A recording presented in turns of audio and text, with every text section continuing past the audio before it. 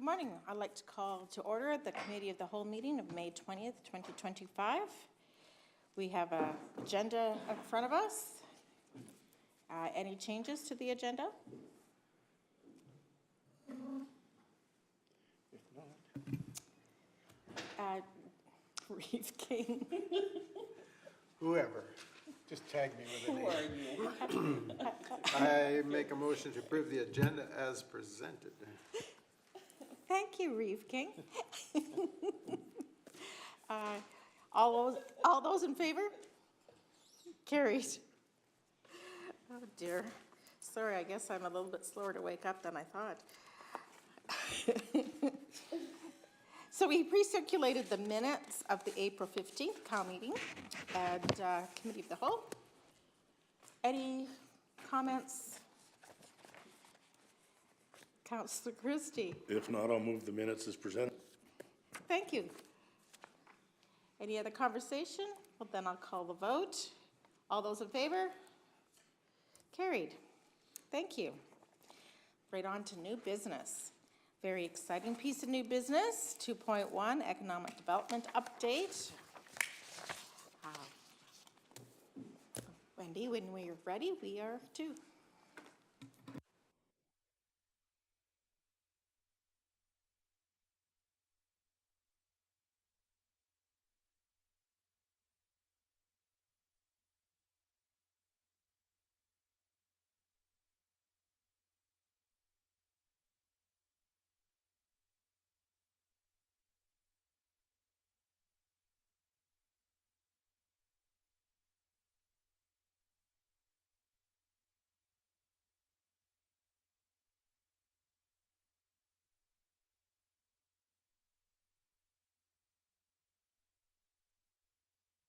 Should know that by now. All right. Okay, perfect. All right, so I'm here this morning to provide council with an update of the overview of the economic development plan's priorities and goals. I will also give an overview of the projects that we've been working on to date and just a review of some of the levels of service activities that have been ongoing. So again, just an overview of the economic development priorities and goals to build that leadership capacity, strengthen existing businesses, enhance investment readiness, and to elevate Kneehill County's brand. Okay, so I'll go through now on some of the project updates. So the Brood project, the Business Retention Workforce Development Project, we started that back last fall. And we've moved quite progressive here through this year. So January, February was when the survey was launched. And now we're at the point where we've had our second task force meeting now. And we are looking at potential projects to pursue. And we've done that engagement with various stakeholders throughout the region with those communities that participated. So the purpose of this project is to get a further understanding through that survey on what the challenges and the opportunities were with our businesses. And through that, we had 96 responses in Kneehill County. So, and just, I think there was around between 600 and 700 survey responses throughout the region. So our next piece with this, we are meeting again at the end of this month to have a leadership meeting. So that's all of the regions coming together to look at the projects that were identified. I haven't heard the total number of projects, but at the last task force meeting last week, there was 20 projects that are getting pushed up the line. And then the leadership team looks at all the projects presented, and we're gonna come up with a plan of which projects are best to pursue. They have to meet having somebody that's going to lead the project. There has to be a funding potential for that project, and it has to align with the survey challenges that were identified. So we'll be sitting down as a team to strategize that. That project specifically links to the strategic plan through building and maintaining infrastructure. So there was quite a few like utility and broadband concerns that came up through the survey. So we'll be looking at how we can address some of those needs. Building a robust and adaptable economy. And again, that's looking for those expansion opportunities. And when we bring that report, throughout the regional data, we've seen that the majority of businesses are actually expanding this year. So we want to see how that aligns with Kneehill County, and we will have that report to us throughout the summer. We will see our raw data here in the next couple weeks. We're also looking to address and to maximize the quality of life for people who live in Kneehill County, and also through providing effective, respective, and efficient leadership. And it aligns with all of the economic development priorities there in building leadership capacity. We did identify some training needs that we can actually start fairly quick here with businesses, some of which we're working with our own team here at Kneehill. We're looking at strengthening those existing businesses. Oh, sorry. Excuse me, Wendy. So the projects that you're talking about, the 20 potential, are they regional in scope then? Not necessarily specific to Kneehill County? So right now we're looking at the regional. Okay. And what we're trying to do when we see our individual report for the county, we will then be looking to assign ourselves on those regional projects that align with Kneehill. And then it's very likely that we will be coming up with some of our own initiatives as well. So it won't all be regional. So the 20 regional potential projects, once we know our own information, we would be selecting from those 20, the ones that we would choose to participate in, plus we might initiate specific ones for Kneehill County. That's correct. Yeah. And there's no obligation. We get to have that motivation from ourselves, right? That's right. Yeah, so what Jenna and I are starting to see, like once we get our county data, that's when we'll look at these roundtables on what we do within Kneehill, because they may not align. Like we may find some of those projects are too urban, right? And they just don't align with Kneehill. So that's what we now need to see. Where are we best to participate and align to get the larger impact? And then we would do smaller roundtables to address the Kneehill specific initiatives or challenges to help overcome that. So we actually see a big alignment with the Outlook series, like particularly with the ag that we're going to be launching. So we want to see how we can kind of marry those two together and bring that task force of individuals within those sectors that we're trying to address, or yeah. Great. Okay. Councillor Phobes. So a few years back, we gave some funding to have that happen locally, to go around to our businesses. I believe Mr. Gannon and Ms. Kester did that. Will that be included into that report as well? Yeah, so we did, that was the, sorry, through the chair, Councillor Phobes, I think you're addressing to the workforce development project? Okay, yeah. So the first task force meeting, we sat in to, I just got to think back here, this was 3 weeks ago. And we did a specifically looked at the workforce development challenges that came forward, and a lot of them already aligned with what's in that report. So we're looking at how, and they do have that regional report. We did pass it up the line. So we'll be looking at how we tie in those two initiatives as well. That was the hardest one, because what we found in the last task force meeting, we can't address workforce till we address some of these other issues. It's always going to be ongoing until we address some of these other issues. Interesting. Yeah. Mr. Gannon. Thank you through the chair. I just want to add on to that, if I may. The wonderful information that was presented. The first project that was that Councillor Full was mentioning, unfortunately, we didn't get a lot of uptake of input from the region compared to where the Brood project. We'll still incorporate it in that, but we're also trying to take the lens of understanding where that information is actually coming from, where the majority of that is coming from, which was from the south region than the central, but all that information will be used to create projects aligned with the economic development plan and bring forward, should there be a financial requirement, to council for a decision. So we will be taking the information in, but the Brood project, we've seen so much more information come from that project versus the other one, but we definitely can marry the information that was provided from all projects and all data sets. Councillor Fogue? I would like to see that married, since we spent taxpayers' dollars on, for doing that. Thank you. And just to, And, go ahead. just to go back to that workforce development project, it's the same challenges and issues that came out through Brood. It just, we got a lot more, drilled down to a lot more deeper on the training that's required, so. Great. Reeve King? In your comments, you talked about utility and broadband issues. I think broadband, we understand. What specifics can you share regarding utility issues? Like businesses are explaining that's a problem for them. Through the chair to Reeve King, the biggest thing is cost of utilities. So not necessarily things that we're all going to be able to address, but we can definitely look for programs or maybe other incentives that could be offered to help and assist that. But what I seen was cost.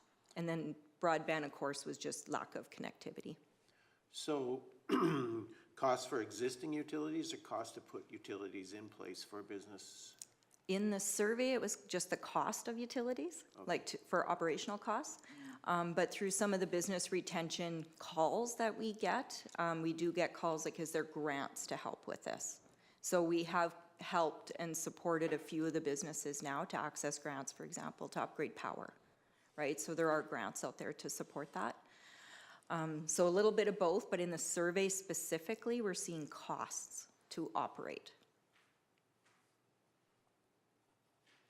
Thank you. You're welcome. Mr. Christie? An observation, the land that we have at the river had three-phase power pretty well to every quarter. At this point, we're 2 miles away to our grain storage.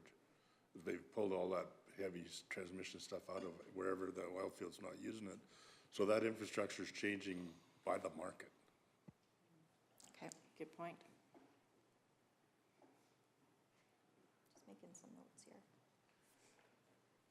All right. Okay, can I carry? I think we can go forward. All Thank right. you. Okay. So yeah, that gives you a little bit of an update there with what's happening with Brood. We will see further meetings throughout the summer. We will be back in council with Kneehill County report. Hopefully we get it by the end of summer and we can be in here in August or at the very latest, the first week of September. And then we move forward with, they call it their outlook. They're doing an economic outlook as well in the fall, and we haven't got that date yet. So as soon as the leadership team meets to solidify that date, we'll be launching that third and final phase of that Brood project. Before you move on, go ahead, Reeve King. Just had another question, I guess.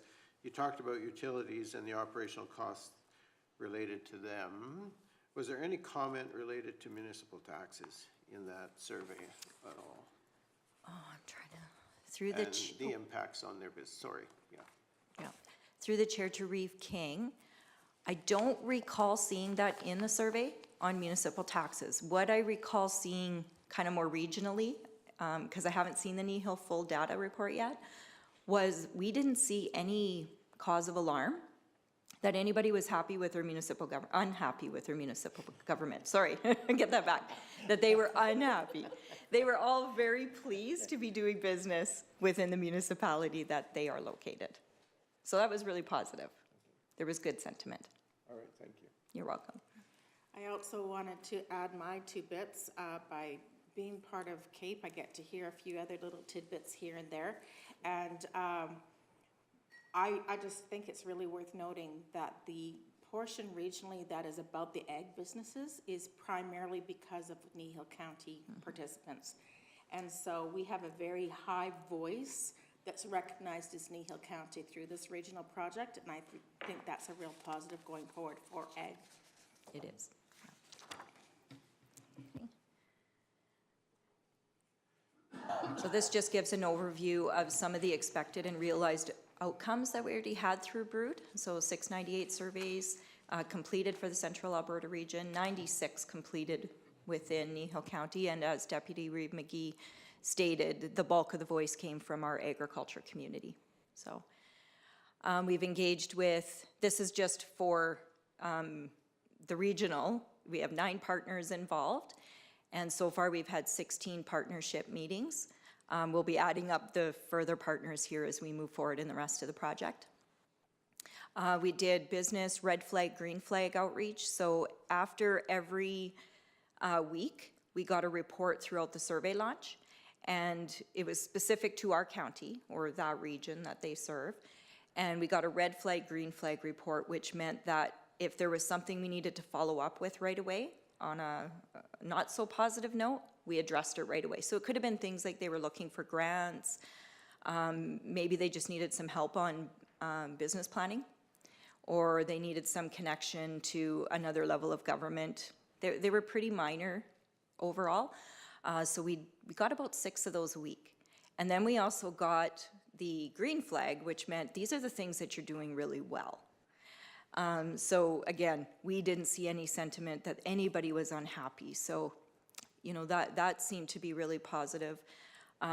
Just through our outreach with Brood as well, we did help working with tax, because we had a few that were in arrears. So we did have one specifically that did have communication with us and are now actually set up payment terms with tax. So they are addressing that in arrears. So that's where the Brood project was really helpful. It just helps build that relationship and trust with businesses. And then we had business engagement. We did about 102 business outreach. So whether that was phoning to participate in the survey, but also those connections through those red flag, green flag. So we had a lot of outreach with our business community. So next steps will be council engagement, just to give you that survey update for Kneehill and the regional report. The task forces are formed. So as I said, we've had 2 meetings here in the last month and a bit.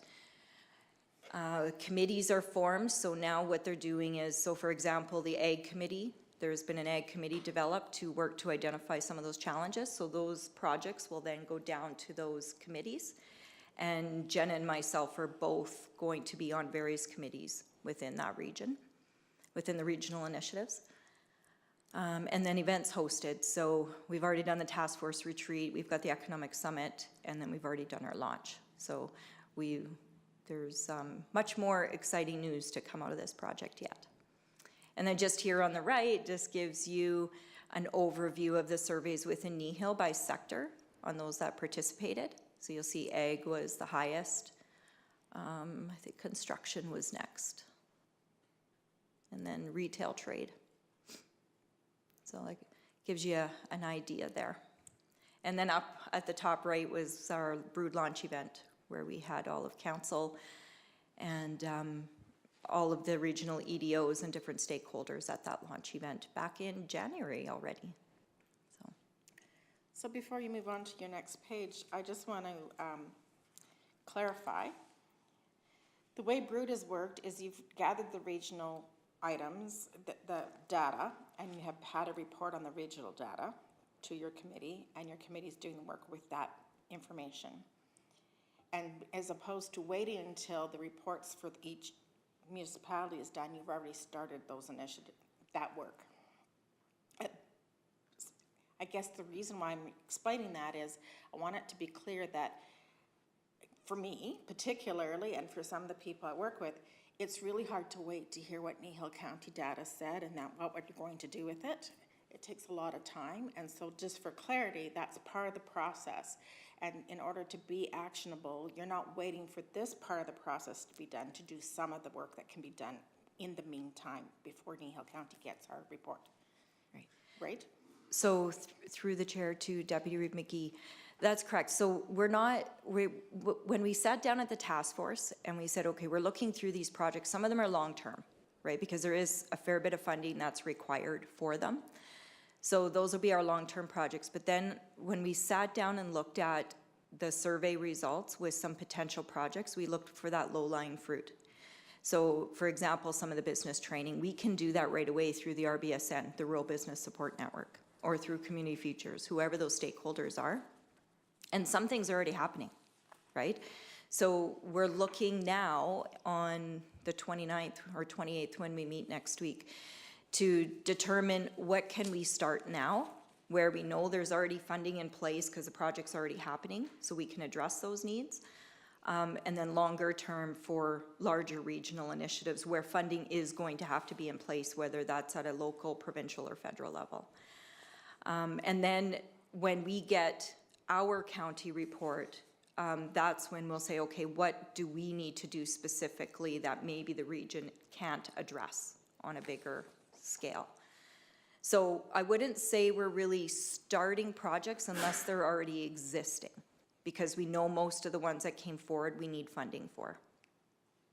So they may be still 6 months to a year out, but ones that we know are happening, we're going to do that connection piece to tie that in. Or maybe it just needs a little enhancement of what's already being done, and we just need to do some minor adjustments. Great. So does that answer the question? It does. Thank you. Councillor Cunningham. So just kind of a follow-up on Deputy Reid McGee's comments or questions. So I had some businesses that participated that asked me kind of when, like you've kind of addressed kind of when the results will be coming. It sounds like, you know, it's still forthcoming, but I was asked, like, when will, the challenges that businesses kind of posed in that Brood survey, when will there be tangible plans brought forward to the business community, I guess is what I've been asked. So at the summit, through the chair to Councillor Cunningham, in the economic summit is when we're going to be launching what we're going to be doing. So that will be in probably October, September, October, and that's what we're planning here at the end of the month. I'm hoping we're going to see more communications, and we're going to be discussing this at the leadership meeting on how we can start communicating those results that we see at a regional level, so that we can also help them identify, or just to explain to them what we will be doing in our next steps. So that's what's coming next in the leadership meeting. We did a lot of that through the red flag, green flag as well. So any businesses that did say, call me now, we called them. And there wasn't many within Kneehill that said, we need immediate help. It was more on grants, things like that. Great. So, curious, is there a plan to communicate with the participants, just saying, did they receive a thank you, or what they can expect now in any ways? Or if they left you information, of course, contact them. Not all of them would have done that. Have you had direct communication with those surveys? So through the chair to Deputy Reid McGee, not all of the businesses put their name in, so we don't always know who completed that survey. Right. Yeah, and I suspect when we get our full data report, anybody that did leave their name in there, we will do some outreach with them. It's still a bit of a challenge for us having that full data list, so that's what we're going to be spending the summer doing, is updating our data lists and our business lists so that we can do some outreach. We did do some marketing at the close of the survey just on social media to thank everyone for participating. So I'm hoping that at this next leadership meeting, we can talk about these next communication pieces, just so we can keep that momentum going, right? I believe there was some information that also went out in the ratepayer newsletter, just thanking, we gave an update on the surveys, thanks for their participation. And I believe Jenna also updated in there what the next steps were. So there's been communication through that, through social media, through the ratepayer newsletter, utility inserts, et cetera. I personally would really like to see that the people who left their name and information had a direct piece of information given to them specifically. I think building that relationship is really important, and it builds trust, because the average person who's done this survey is not going to understand why it's taking so long to hear back. And so they're going to feel like, oh yeah, you told me this was going to be worthwhile, and look at it, it's not. By now, they've already crossed that line of saying this hasn't even been worthwhile. And so we need to remember, who are we talking to and what are we wanting? And so they need that personal connection, in my opinion. So if you could bring that back and make a plan for that, I would be really excited. Through the chair, absolutely. That is our intent, is to make sure we keep that ongoing communication with them. They do deserve to hear where we're going, right? So now that we've got those projects together and we address that at the leadership meeting, we can create a kind of a next phase plan for those marketing communications. Great, Okay, thank you. all right, thank you. Anything else on Brood before we move to the next topic? Councillor Forbes? So you mentioned updating the business list. Is that for our county specific, or is that for the whole entire survey that you did through Brood? Oh, so through the chair to Councillor Forbes, so we'll be looking at the directory that's online and we'll be updating that directory, especially as we migrate over to the new website, and then our own internal website or data list as well. Good. Okay, we can move on to the next topic. Okay, great questions, great discussion, thank you. Okay, the long table dinner event. So this is an initiative that's in partnership with Travel Drumheller as the lead. They do have funding in place for this initiative, and they've been working to, do some capacity building or training with local businesses. So they've identified a couple businesses that have come forward that were interested. One was selected. And so Jenna now has been working with that business, with Travel Drumheller, to basically teach them some fundamentals on hosting long table events, right? So that's really a business expansion initiative. It's something that within their business model that they see an opportunity to pursue. And they're working on that training, I think this week, I think, is one of the very first initiatives. And actually Jenna's in that project meeting right now to discuss some next steps. So May, June, they're doing training. Going into June, they will be looking at the pricing and the budgets for that event. Invitations will be sent out in August. Some of the key partners may have already received some of those invitations, or at least identifying who's going to be coming to those long table events.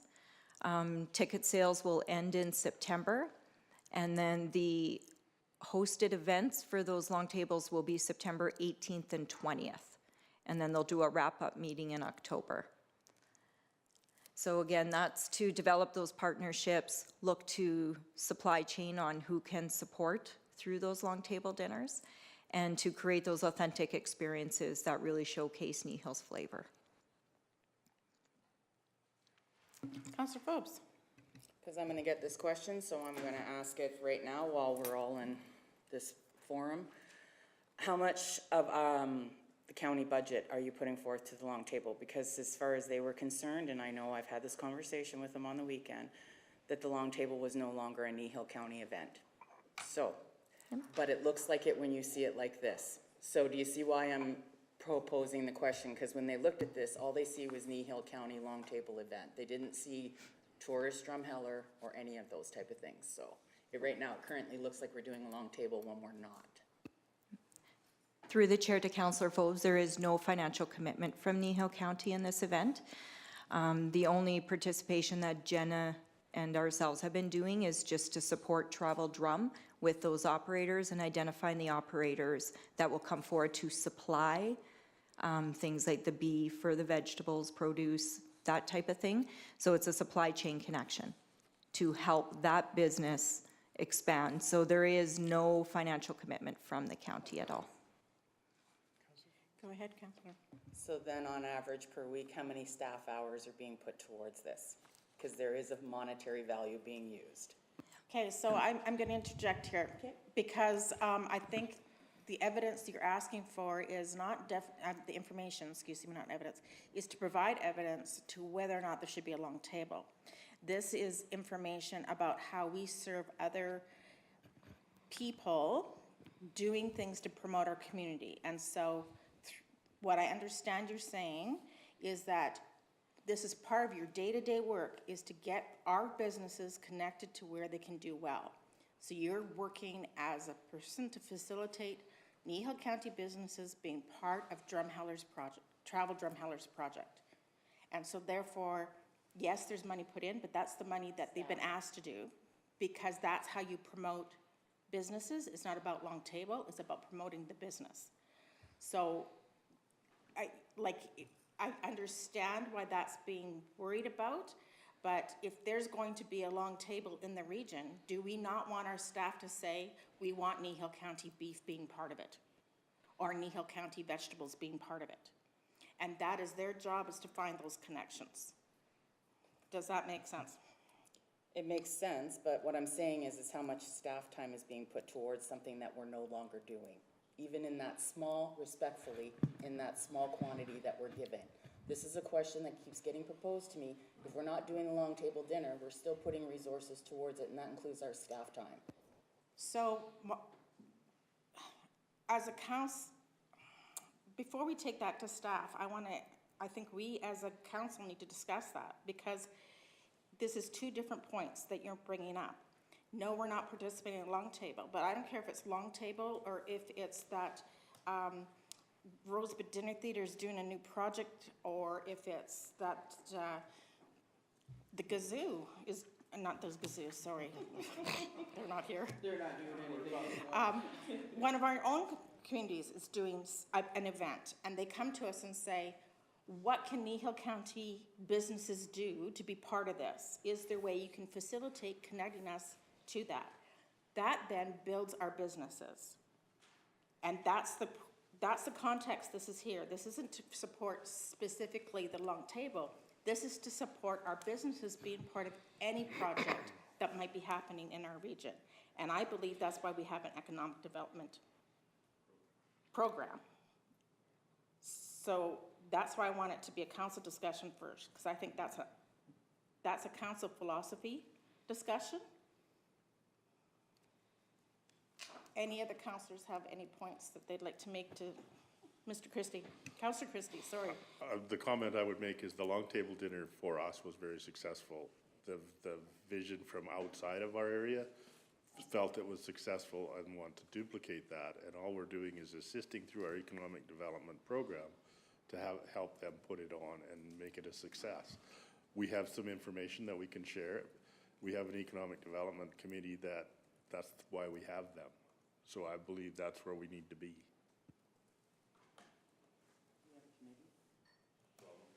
The economic development part of our county. You meant I staff, think right? that's a place we need to go as an economic development committee in the long term. Reeve King? So I guess my only comment would be is when Travel Drum was here and proposed a long table event, one of the questions they asked was whether Kneehill County would be supportive of that happening. And my understanding from us as council is we said to them that we would be supportive of an event happening. And so for our economic or other staff to be involved in assisting, I guess that's part of what I feel we agreed to as council.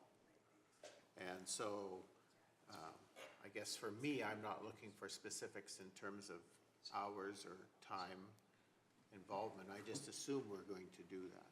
And so that's my comment. Thank you. Any other comments?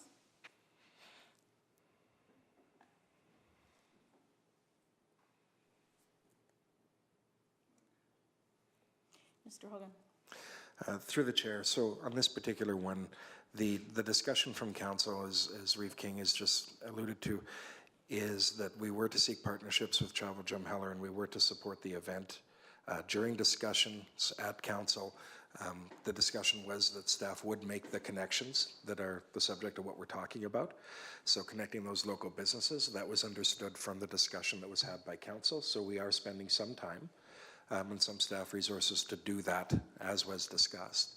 The time that we're spending is not a lot, and we're not tracking it specifically, but it's not onerous, it's not a lot. We do have meetings with Travel Drumheller around a variety of topics, so during those meetings this sometimes comes up as well.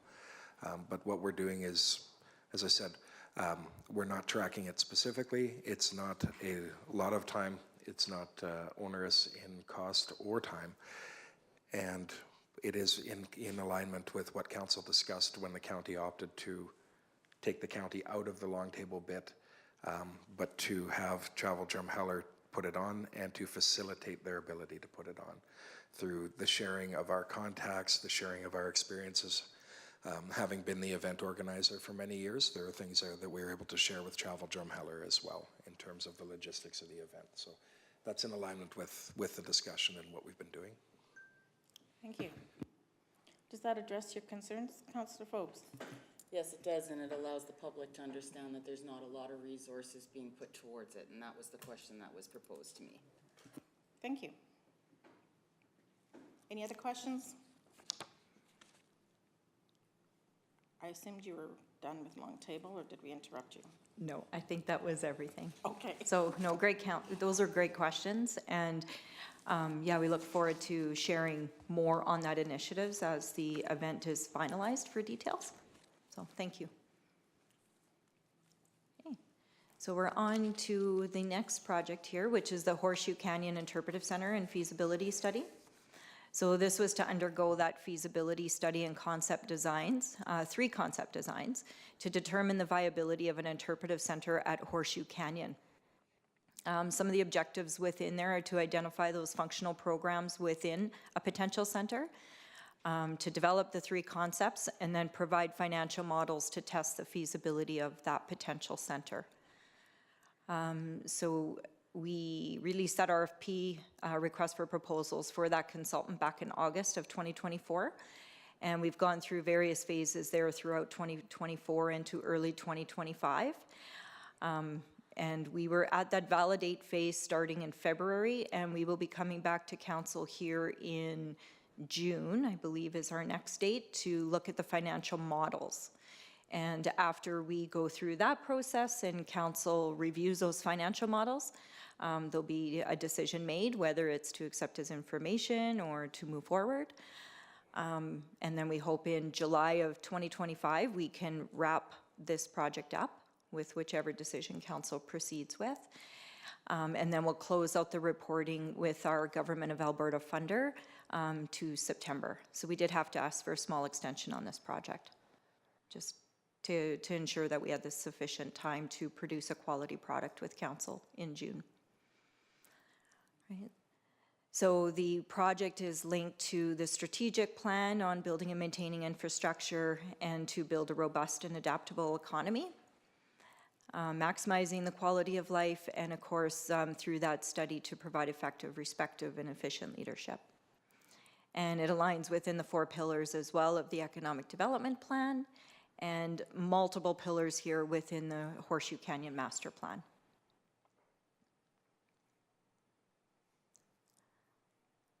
This next slide here on the Interpretive Center and Feasibility Study, some of the expected and realized outcomes were to determine the vision for that interpretive center, which council has provided some really good direction and feedback and input on that phase, to determine the intended functional programs and services. And then those next outcomes will be those concept designs with those financial models, and then that final feasibility study. We've had great engagement with in total for that project, be about 2 to 5 engagement sessions with council. And this report will also be utilized along with the master plan to feed through the area structure plan process as well. Okay. And then should that decision be made to proceed, the report will be utilized to engage partnerships and support for that project. Is there any questions moving forward? Councillor Cunningham. You mentioned it earlier, but can you just confirm for me, when will council see the financial models presented? Right, so we come back in June Okay. for that. I'm sorry, I don't have the exact date because I think we just finally, It's the 25th is what 25th, that's correct. I understand you've scheduled. Thank you. So those financial models will be available to the public at that time as well? We have to discuss that, but no, that is not the plan at this point. Mr. Gannon? Thank you through the chair to Councillor Cunningham's question. This is the engagement portion. It's not the full report. When council reviews this with our consultant and goes through the financial plans, there may be some things of adjusting that you may want us to consider, or things that are there or not there that that you may want additional information for.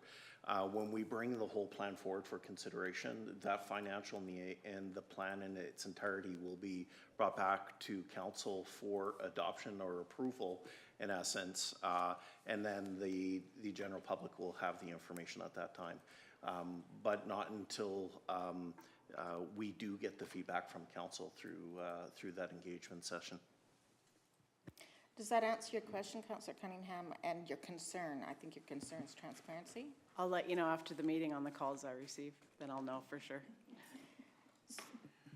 So, just following up on what we're discussing, Ms. Gabrant, understanding from your email that we have postponed the discussion with our consultant to the 25th with the intent to come to council in July. And I see the date in the email that you sent us, final report to council on July 25th. So my assumption would be is at that point in time, then there would be a lot more information available to the general public once that final report is presented to council. Yeah. Through the chair to Reeve King, that's correct. Yeah.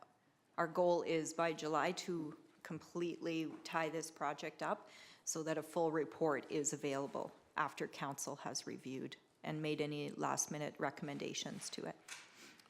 So I guess the reason I'm saying both those dates out loud is so that council has them on their calendars, because neither of them are regular council meeting days. So June 25th, July 25th. Okay. That's correct.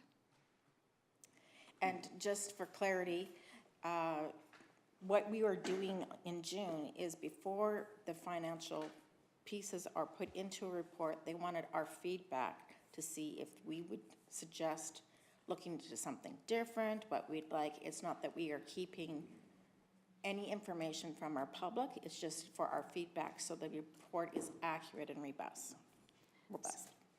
So through the chair to Deputy Reeve McGee, so you will be seeing financial models to those 3 concept designs so that you can understand, like all of council will understand within those 3 financial models or 3 concept designs, what are the financial models it would take to build and maintain or operate that facility so that you can then make a decision on which of those designs best suits Kneehill County. Yeah, Great. Based on what we have for potential revenue sources and those operating costs. Right.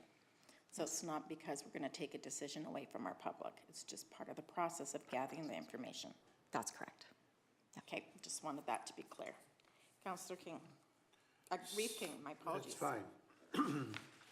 So I just want to take a little bit of issue with what Deputy Reeve McGee said. It's not that we're taking a decision away from our ratepayers. The decision lies at this table. What we don't want to take away from the ratepayers is information and the opportunity for them to see the information on which we're basing our decision. Much better said, thank you. I appreciate that correction.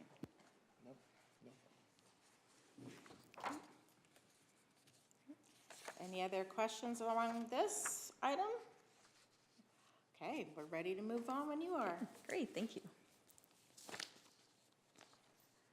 All right, so now we have our positioning Kneehill County for investment. This is our, what we call the marketing project. There's, as you can see, 5 different initiatives tied into this one. And the purpose of why we've lumped them all together is because we applied for a grant, and this one came through SCOP, the Small Communities Opportunity Program. So in order to leverage the max that we could out of that funding program, we wanted to group anything together that really tackled and addressed any marketing that needed to be done. So I'm going to go through these 5 projects and where we're currently at with them. All right, so the competitive land analysis, the study informs those growth areas for future development. It's also to help align with the policies, address barriers, land requirements, to accommodate investment attraction into the desired sectors.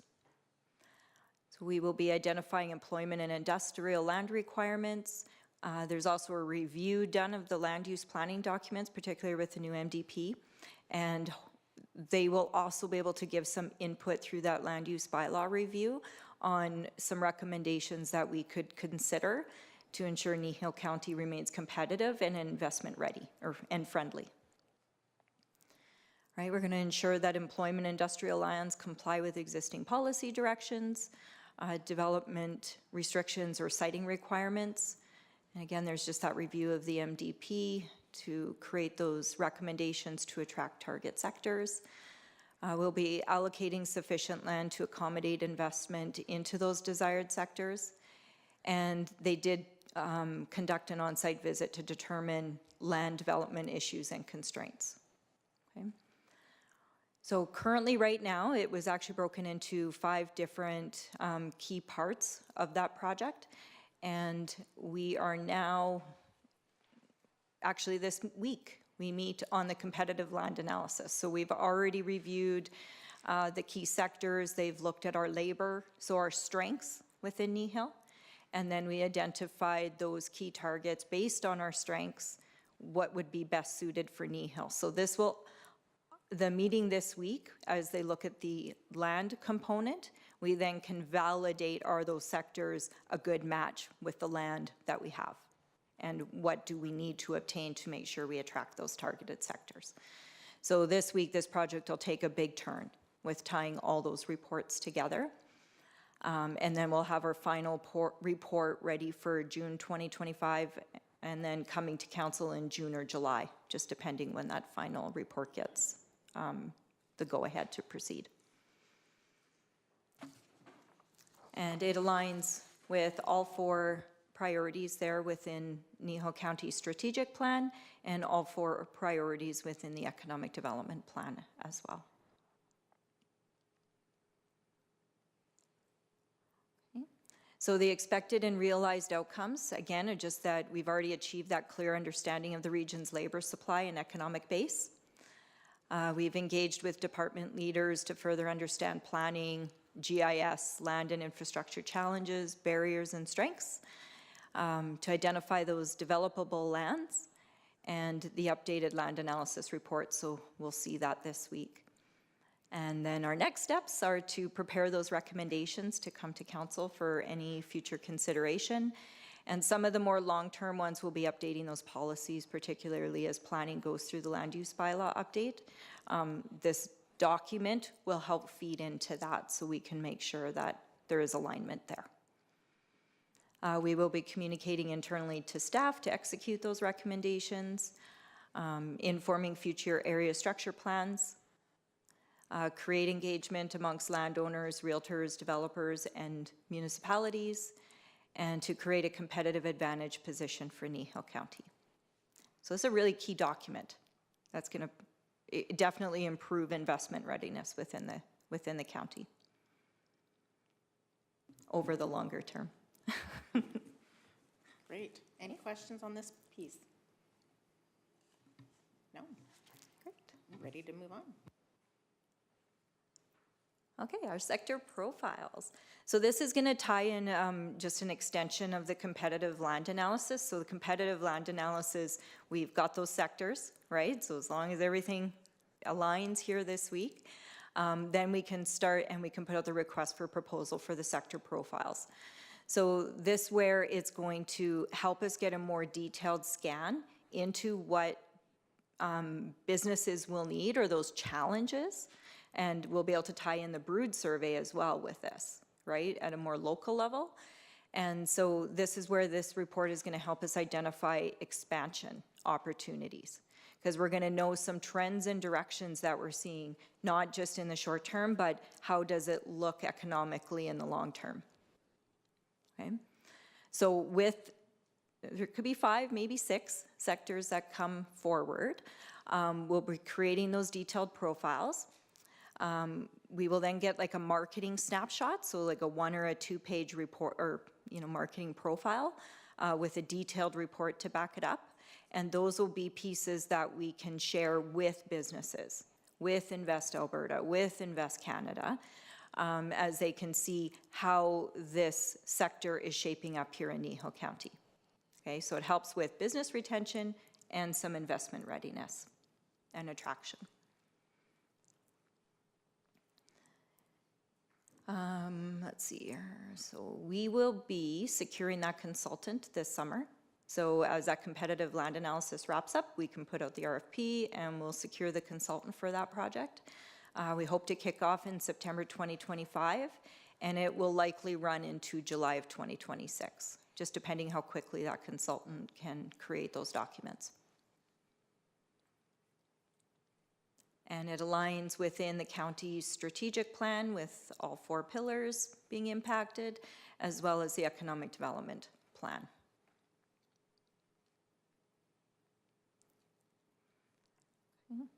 So again, just those clear understanding of the sector's short-term, long-term needs of future trends and directions. And we will be able to, as I said, communicate those profiles to industry and other key stakeholders. They'll be up on our website to help us seek those expansion and investment opportunities. And ultimately, this will support in diversifying Kneehill's economy to provide those quality jobs, increase quality of life, and increase tax base. Fantastic. Any questions or comments? I just have a question. Reeve King. So, Ms. Grant, you said that we have combined these projects kind of into one initiative.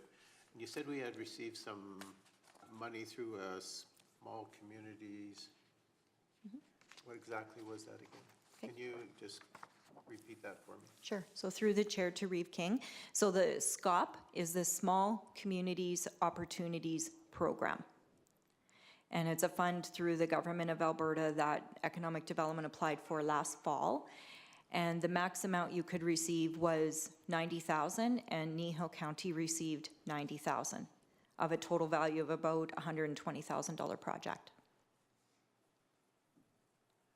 Okay, so the anticipated, just follow up, I guess, the anticipated costs of what we're talking about in these initiatives, the land analysis sector profile website and so on, we anticipated our cost was going to be about $120,000, and we received a grant for 90 of that. That's correct. Okay, super. Thank you very much. You're very welcome. Appreciate that highlighted. That's great. Okay. Any other communication, conversation? No? Okay, we can move forward. All right. So on to the data portal. So this will be kind of part 3. The purpose of this data portal is to acquire economic development data to promote Kneehill's competitive strengths to industry and key stakeholders. So we had something similar through Townfolio that was on our website, but it was, I guess, limiting in what you could do and how you could kind of story tell around that data. So we secured a new data provider, which is CityViz, and there's other ones like Local Intel. And we chose CityViz to help us with this data portal and to help embed it into the new website. So right now it just resides on the back end. We access it daily for various information. It's much easier than having to go to StatsCan or into the Government of Alberta's dashboard. It's right at our fingertips. And it's all branded with Kneehill County. So as we get that website launched, which I'll be going into here on, I think, the next project, we'll be able to embed these graphical images in these data sets to tell the story of Kneehill County through data, along with other content. So this data is really important because investors use it, Invest Alberta uses it, site selectors use it, Invest Canada use it, we use it, our businesses need it, right? StatsCan isn't always very easy or friendly to navigate, so we're making it really easy and accessible. So they'll see things like labor. What are our labor strengths? They're going to see what are our businesses' strengths. So what do we see with existing businesses within the county that can help determine why they make the decision to come to Kneehill? Okay. We will also use this portal for marketing and communications. So we'll be able to create some social media campaigns to, storytell in and around that content in the data. Okay. So right now, like I said, we've got everything set up on the back end. Jen and I will be working on the website with content development, and we'll be working on that over the summer, and with full hopes by September, we can launch the website. Okay? Is my understanding correct that the data that will be available through this is much more up-to-date than what Stats Canada is as well? Is that correct? So through the chair to Deputy Reeve McGee, they're working all of them, actually. Right now it is all Stats Can, but they are working on more up-to-date stats. It's really costly. So for example, I'll kind of go back into the competitive land analysis. We had them pull, it's a data set through called MZ Lightcast. Okay. And just to get our data for Kneehill was about I want to say around $6,000. But that gives you a more year-to-year update. But if we were to acquire that data set just for ourselves, you're probably upwards of $60,000 to $80,000 a year. Thank you. So StatsCan is still the data, but we'll have more up to date through some of these reports that we can provide. But they are working on it, on trying to get that a little less cost prohibitive for these providers. Yeah. Great, thank you.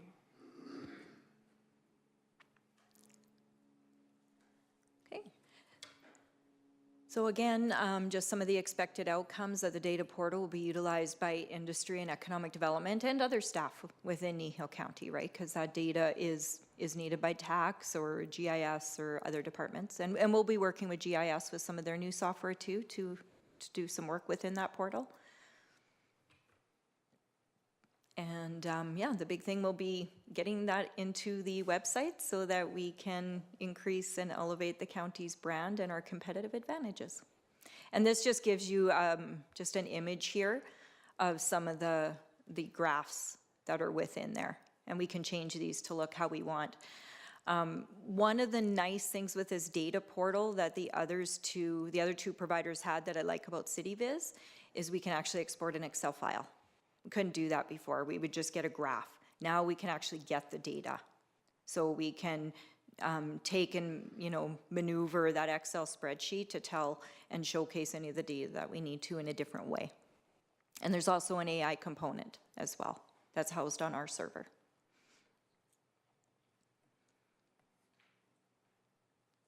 Any other questions on the data port?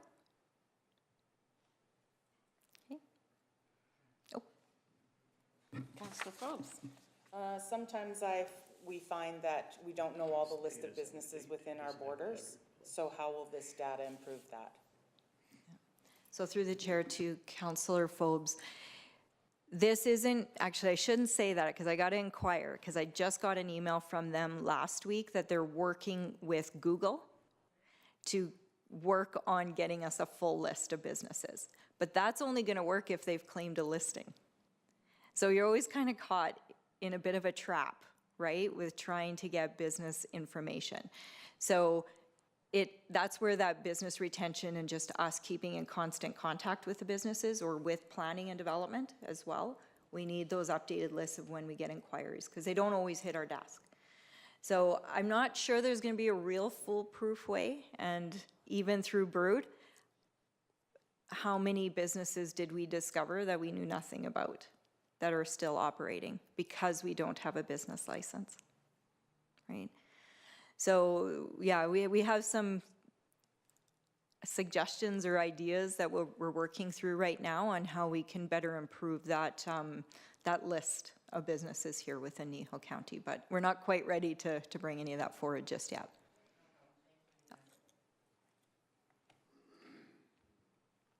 Okay, this is just another map. I just pulled up the city of Cranbrook just because CityViz was working with them, but yeah, these are just other maps, and this just shows you how you can storytell with that data. Oops. Okay, on to branding and visioning. So this project's purpose is to create a brand and vision for Kneehill County's economic development. All right, so you'll notice that quite often an economic development department will have just a slightly more distinct brand and vision, just to kind of separate it from Kneehill County. So we will be launching, hopefully May, June, we'll be able to get a request for a proposal out or some quotes to secure that consultant to help through the branding and visioning. So there'll be some engagement through that process as well. Okay. So again, it's to create a brand in alignment with the aspirations of goals for the county's strategic plan and also the economic development plan, and to promote the vision and brand through the county's economic development channels. So that's where we'll see some of that branding go through on the website and so forth.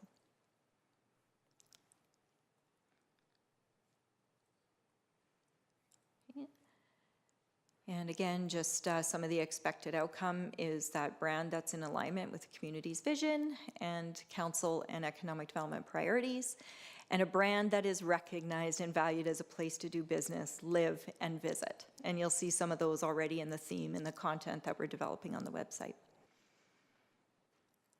And that brand will be used in our marketing materials and promoted to attract expansion and investment within the county. Any questions on branding and visioning?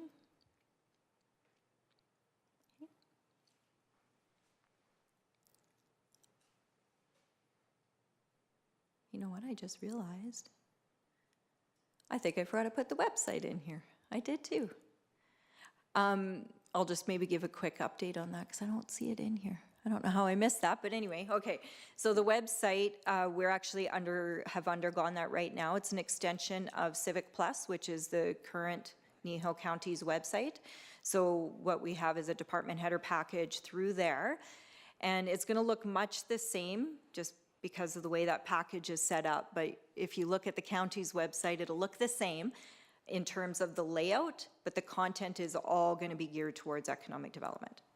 So we just finished through defining the headers on the website, and then Jen and I will be working all summer on the content and then embedding the branding and the visioning, all the reports that we've been capturing, and then through the data portal telling that story, as well as photography and other marketing assets to embed in there. Okay. So that one you'll see, we're hoping live by September is our goal. It's ambitious, so. All right, so on to the Horseshoe Canyon Area Structure Plan. So the purpose of this project is to create an area structure plan for Horseshoe Canyon to promote development and attract investment. And again, the objectives are to create an ASP that is reflective of the vision and values for Horseshoe Canyon, and to create a vision for the canyon to position the county for development and or investment. So as soon as that interpretive center project closes, we can put the request for proposals for a consultant on this initiative. And we'll be working on this with planning and other departments within Kneehill County as well. Okay, so our hope is July, August that we can actually start that process. It aligns within the strategic plan under the 4 pillars and priorities for the county. It's within the economic development plan's priorities, and also linked to multiple areas within the Horseshoe Canyon Master Plan. And I should just make note too that this project also received funding from the Northern Regional Economic Development Program, so NRED. And we received, I think it was just under $90,000 as well for that initiative. And council had budgeted $160,000. So another success story. Reeve King? Just repeat the funding source again, please. Sure. So Northern Regional. Sorry, through the chair, Northern Region Economic Development Program, so NRED. It's the same program that will fund places like Cape. Thank you.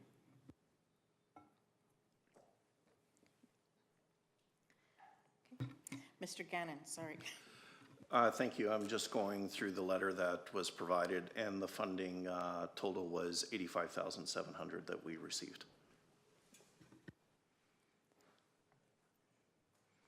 Reeve King? So I guess one of the reasons I keep asking this question, and I appreciate you pointing out the grant funding, is I just want to acknowledge the work that's being done to access this funding so that even though we're budgeting 160, we're not expending that strictly from taxpayers' money, so. And previous project, 90,000 of 120. So I don't want to be remiss in acknowledging the fact that there is good work happening in the background to provide funding towards these projects, so thank you. Through the chair to Reeve King, thank you very much, we appreciate that. It means a lot also when the government of Alberta supports those initiatives because they see the value, right? So when we're preparing those grant applications, it's aligning multiple plans and taking the time to review those plans, not just locally, but federally and provincially, because that's where they want to see that. But further to that, they also like to see just the letters of support and the partnerships that we're building. So, and that NRED for the Horseshoe Canyon, we had to reach out to IDP communities, to businesses in the surrounding areas to obtain letters of support. So getting those handful of letters of support shows that there's a need. And that's where the government of Alberta, or whoever that funder is, supports those initiatives. So yeah, it's great to see the great support we've had, yeah, for them. Okay, great. Thank you. All right, so on to some of the operational service level initiatives. So we have our operations budget that we're working to make sure that we're in line with some of the other initiatives or partnerships or, you know, other things that are happening with the county. So like the long table dinner, like that's a great example of a service level initiative, right? It's not a separate project that we got funding for in any ways. It's more at an operational service level. So I'll go through a bit of what we've achieved so far operationally. So on the inquiries level, so we track our business retention and expansion and those investment inquiries. So we've had 176 points of contact, right? A lot of those came through Brood, like I mentioned, about 100 of them. But there's still, you know, 76 already this year that we get. And a lot of them are grants. Some of them are emails, some of them are phone calls, some of this are, oh, we'll come on and do a visitation, right? So this summer, that is our goal this year, is to get out and do more personal visitations with the businesses, especially some of those larger businesses where we see expansion opportunities, right? Investment inquiries has been a little bit quiet so far this year, but I've got 5 right now that we've tracked, and a lot of those come from Invest Alberta. We also do get a few here from Travel Alberta, Invest Canada, Alberta Ag, and then some of them could just be direct inquiries as well. On the marketing front, we've already had advertisements in the Invest Alberta magazine and through Travel Drumheller's tourism directory. So we've inserted in there. We've done various updates through the website, as you know, and the sector profiles, the competitive land analysis. So we'll see more work come on that by the end of this year. And we do our best to make sure that we're sharing anything out on social media, newsletters, and other media as identified. So things like programs like Community Futures or RBSN or MH Enterprises or CALS, we do our best to make sure we're following and sharing that out. Training, conferences, and engagements. So we've been to a multitude of CAPE events. We were just at the AGM last week. Jenna also goes to the Three Hills Chamber of Commerce meetings, and I believe she's got one this week that she will be attending. We attended the Women in Business event. We attend the regional EDO meetings and the Economic Development Conference.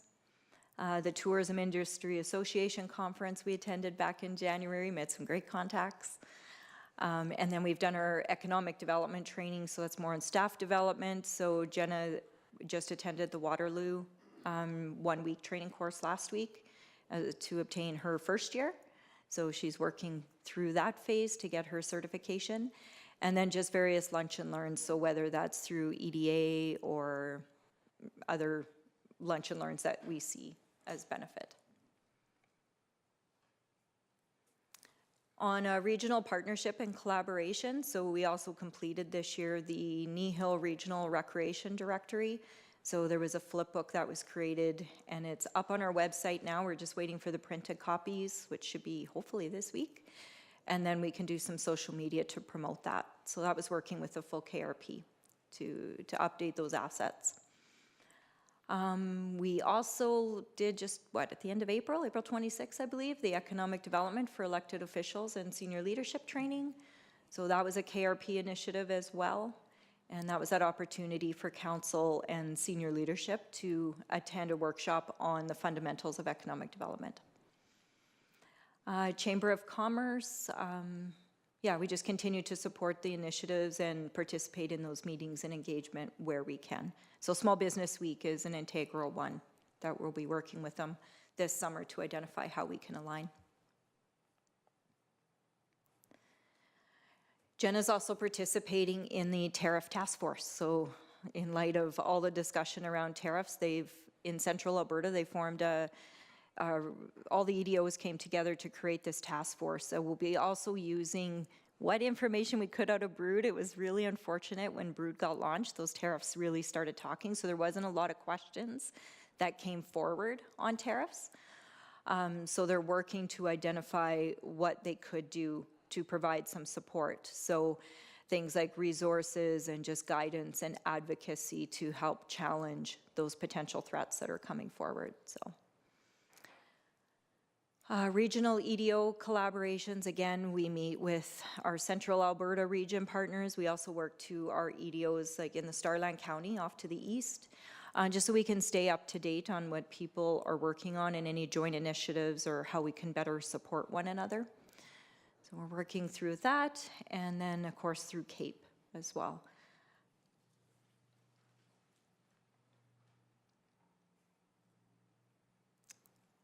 And I believe, last one here.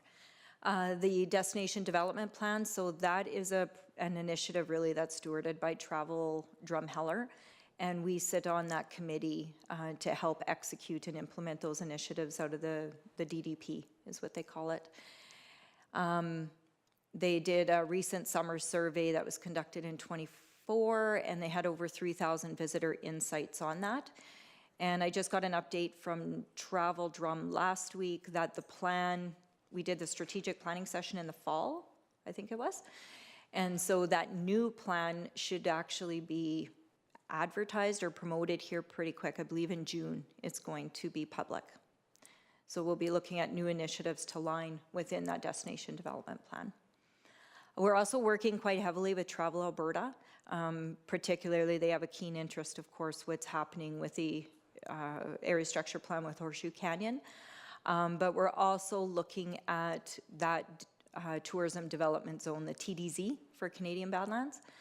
So we're looking at initiatives to actually launch that TDZ in the way that it deserves.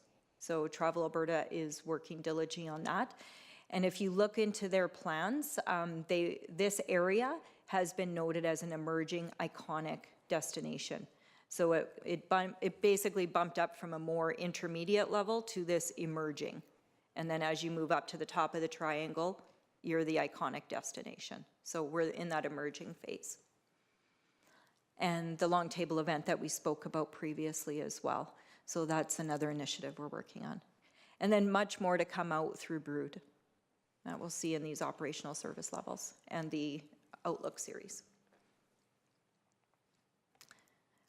And that concludes my presentation. So just open to the floor if you have any other questions for us. Very thorough, thank you. You're welcome. Any questions? Thank you, Reeve King.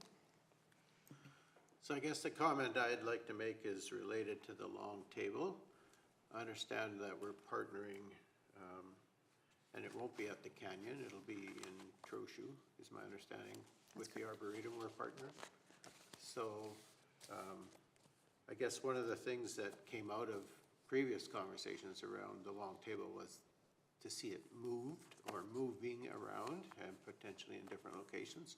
So in this partnership with Travel Drumheller, one of the things that is occurring is it is actually in a different location. We have no idea what's going to happen on the pricing side of things yet, but certainly opportunity for individuals who maybe had not been at Horseshoe Canyon might be able to take part in this one at the Arboretum in Trochu, so. Yep. I think it's a interesting change and came about because of that partnership with Travel Drum, so. So through the chair to Reeve King, that's correct. So yeah, it will be hosted at the Arboretum. Yeah, I don't know what the pricing is going to look like yet for this initiative. So yeah, we look forward to seeing that information here in the coming weeks as they finalize that. And it's important to note too, like, you know, they're also working from a visitor standpoint on this initiative, right? So while there is still the opportunity for locals to participate, this is more of a tourism diversification initiative, right? To increase those visitors to the area. As we bring in more visitors, that's more expenditure to Kneehill County, and it extends the stays. So the more experiences we can provide, the more economic impact comes to the county, not just in the money spent, but hopefully jobs, et cetera. They're incorporating part of their training program through this too, right? That's correct, yeah. Anything else that anyone wants to ask or comment on? Councilor Christie? I appreciate your report very, very much. Part of having this long table dinner at the Arboretum is there's a huge construction project right beside it that'll be promoted too, and I like that. Exactly. Lots of domino effects when things like that happen. Well, that's right. When you bring in, visitors come because of our quality of life. That's why visitors come, and they stay, and then they return, because they like what they see. And then quite often that means that they start new business or they move here, right? So that's what we love about tourism. It just showcases that high quality of life that we have here in Kneehill. Excellent. I think we're good. Okay. Okay. Well, that wraps up the report, and so I'm going to call a break for 15 minutes. Well, not quite 15, we'll make it 14, so we're back at 10 o'clock. Thank you.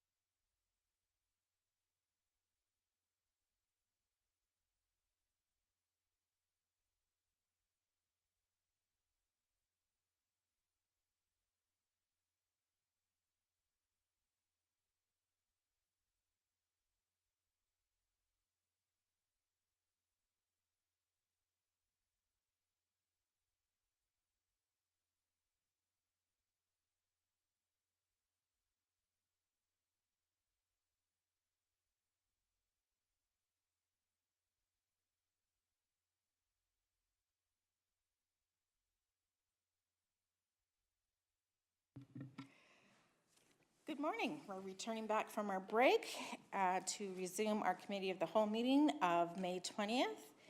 And we are going to move down to our 2.3 new business piece, Delegation from Alberta Transportation. We have Stuart Richardson with us, who is going to give us some great information that we would love to hear about. So Stuart, thanks for coming down, and we really appreciate you taking the time. Before we get started, we will have everyone at the table introduce themselves so that you can know who you're working with, and we'll start with Councillor Cunningham, please.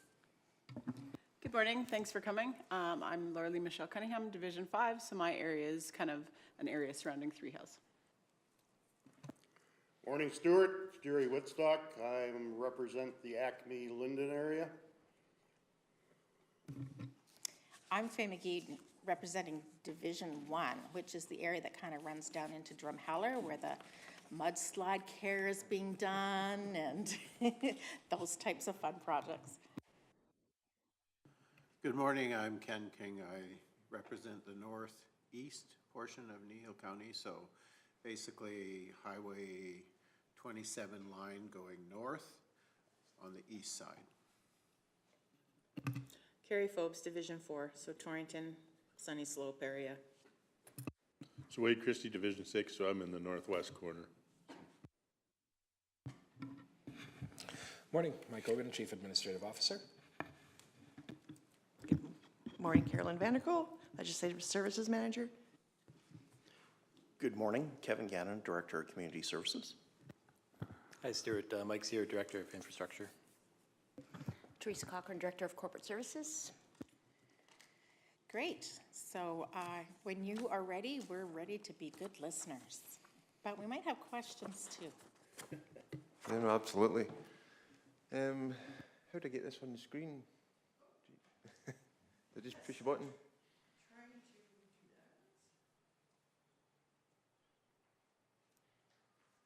Yes, as that goes on there, so I'll introduce myself. I'm Stuart Richardson. I'm the Construction Manager for Transportation Economic Corridors, but also acting Regional Director just now. Mike Damberger, who's the regular Regional Director, he's on a secondment. He's helping out the procurement section in Edmonton just now. We've got a history of late tenders and late advertising, so he's trying to fix that. So we're throwing out a lot of tenders just now, if anybody's noticed, and we're still behind. So industry's really pushing us to try and fix that. So by this time next year, hopefully we'll be up and running again soon. So Great, thank you. Oh. Oh.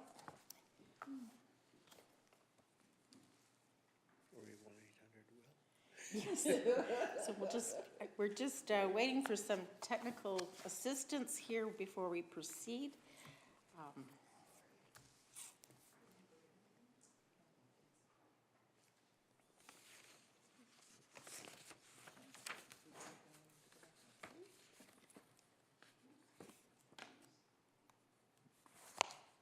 the black screen of death.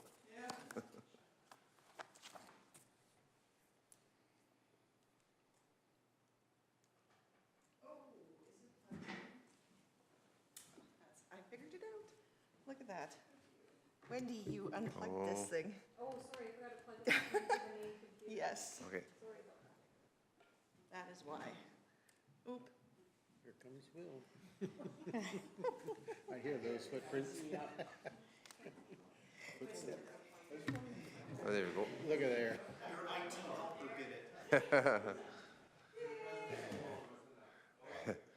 Okay, thanks for that. As we get started. So we got drafted this last week. It's a real quick agenda. There's a few topics that you guys had sent through to us, so we've got some answers on them. And then just look at the construction programme within the county, and the grants that's been approved, and then the high-load corridor. I think Wendy was asking about that last week or a few weeks ago. And then just any questions at the end. So there's a few questions asked, just an update on the bridge file, 1409, but it's on Highway 21 south of Three Hills. You guys have got some safety concerns with the bridge. So we've got a little bit of an update on that one. And then the Highway 837 project, the slide that was just mentioned before. So yeah, the bridge file on Highway 21, this is just information from our bridge manager. So we regularly do inspections on it. There was an inspection done on February the 3rd this year. And generally, we found the bridge is in fair condition. We don't have any major concerns with it. So we are hoping to keep this bridge going as is for another 10, 15 years. Then we'll look at potentially replacing it. Until then, we'll just continue to monitor it and do some repairs, fixing it as and when required. And I guess if you guys are noticing anything out there that we're not aware of, like our maintenance guys go past here all the time, so they are regularly checking it. Our bridge guys do it once a year, doing that inspection. But if you have any specific concerns with it, let us know. And our bridge manager, Donald Saunders, he's willing to come out and talk to you guys and just explain anything that you have questions on. So yeah, so there's no projects coming up on this one, but like I say, if you've got any specific questions you're wanting answered about that bridge, then let us know about it and we'll try and get back to you. Can I just, sorry, sure. Stuart, interrupt? The approaches on that bridge are brutal. Right. And the actual connection to the roadway from the bridge is always, always poor. Very, very rough. And they do attempt to repair, but it's always breaking back out. So if there could be something done, it can't be good for the bridge itself or for the roadways that be pounding, coming either on or off. And it's in both directions. Yeah, and we hear you. We'll speak to our operations guys in Hannah and see if they can come up and do a better fix. And I don't have it on the presentation, but MCON, they will be done in August time, I think. So we are replacing our maintenance contractor. So it could be MCON again, who knows, but we'll hopefully see some improvements there. It's almost an automatic slowdown. Like if you don't slow down, that's, yeah. I mean, the potential for disaster is pretty high. No, I'll have those guys have a look at that and see if there's Appreciate that, thank you. any better fix they can do, because they're just probably going out and doing a quick patch and then gone, but yeah, it'll pop back out pretty quickly, I think, so yeah. Thank you, I appreciate that. Councillor Christie. I guess one of my comments is that if we don't improve that bridge, we need more signage. We can't unload combines at 80 miles an hour, and that's what happened. Yep. Yeah, and like if we need to fix it, like there's one in Highway 2 just happened recently near Lacombe. It was the approach to the bridge, and it just got battered constantly, and it popped out. So we had to close a lane on Highway 2, which was a big no-no for us, but it was closed for a few weeks, and it was a costly repair. So we are aware that these things can escalate pretty fast. So yeah. We'll make sure our guys get on that one. Thank you. Yeah, the 837 and 575 geohazard sites. So we've got geohazard sites all over the province. I guess Peace Region's got a lot of them, but we've got quite a few in this area as well, as you're all well aware of. We've got a geohazard consultant, Colin Krippenberger, and they do a good job. They've reviewed most of the sites and designed some repairs. So the ones on 575 and 837, they were tendered together because they're fairly close. We tendered it late summer last year. We were actually a little bit late tendering it, or late in awarding it, but PME were the contractor. It was tendered later in the year intentionally so that we could do some of the work in the winter time, especially along the Red Deer River there. But we were late, and it should be completed by now, but it's progressing okay. The 837 works pretty much complete actually, and it's the 575, it's going to be done in a few weeks' time. Just a little bit of information on both the repairs. The 837 one, this is some recent photographs here. And I don't know what you guys have been told about the project, but it's a low volume highway for us. We've came in here and done a repair to try and, I guess, mitigate the risk to the public, more so than doing a full rebuild. We looked at what we could do as a permanent repair. It is a permanent repair, but to get it back to 2 lanes is just going to be too costly. It's like $10 to $20 million. We've listed off some options there that we looked at. There was no cheap fix. Even the one we've done is significant repair. The next pictures maybe show a little bit better. So this is, you can hardly see there, but it's the slope of the above the highway there. There's active slides all the way along that there. The little black arrows point to where the slides are.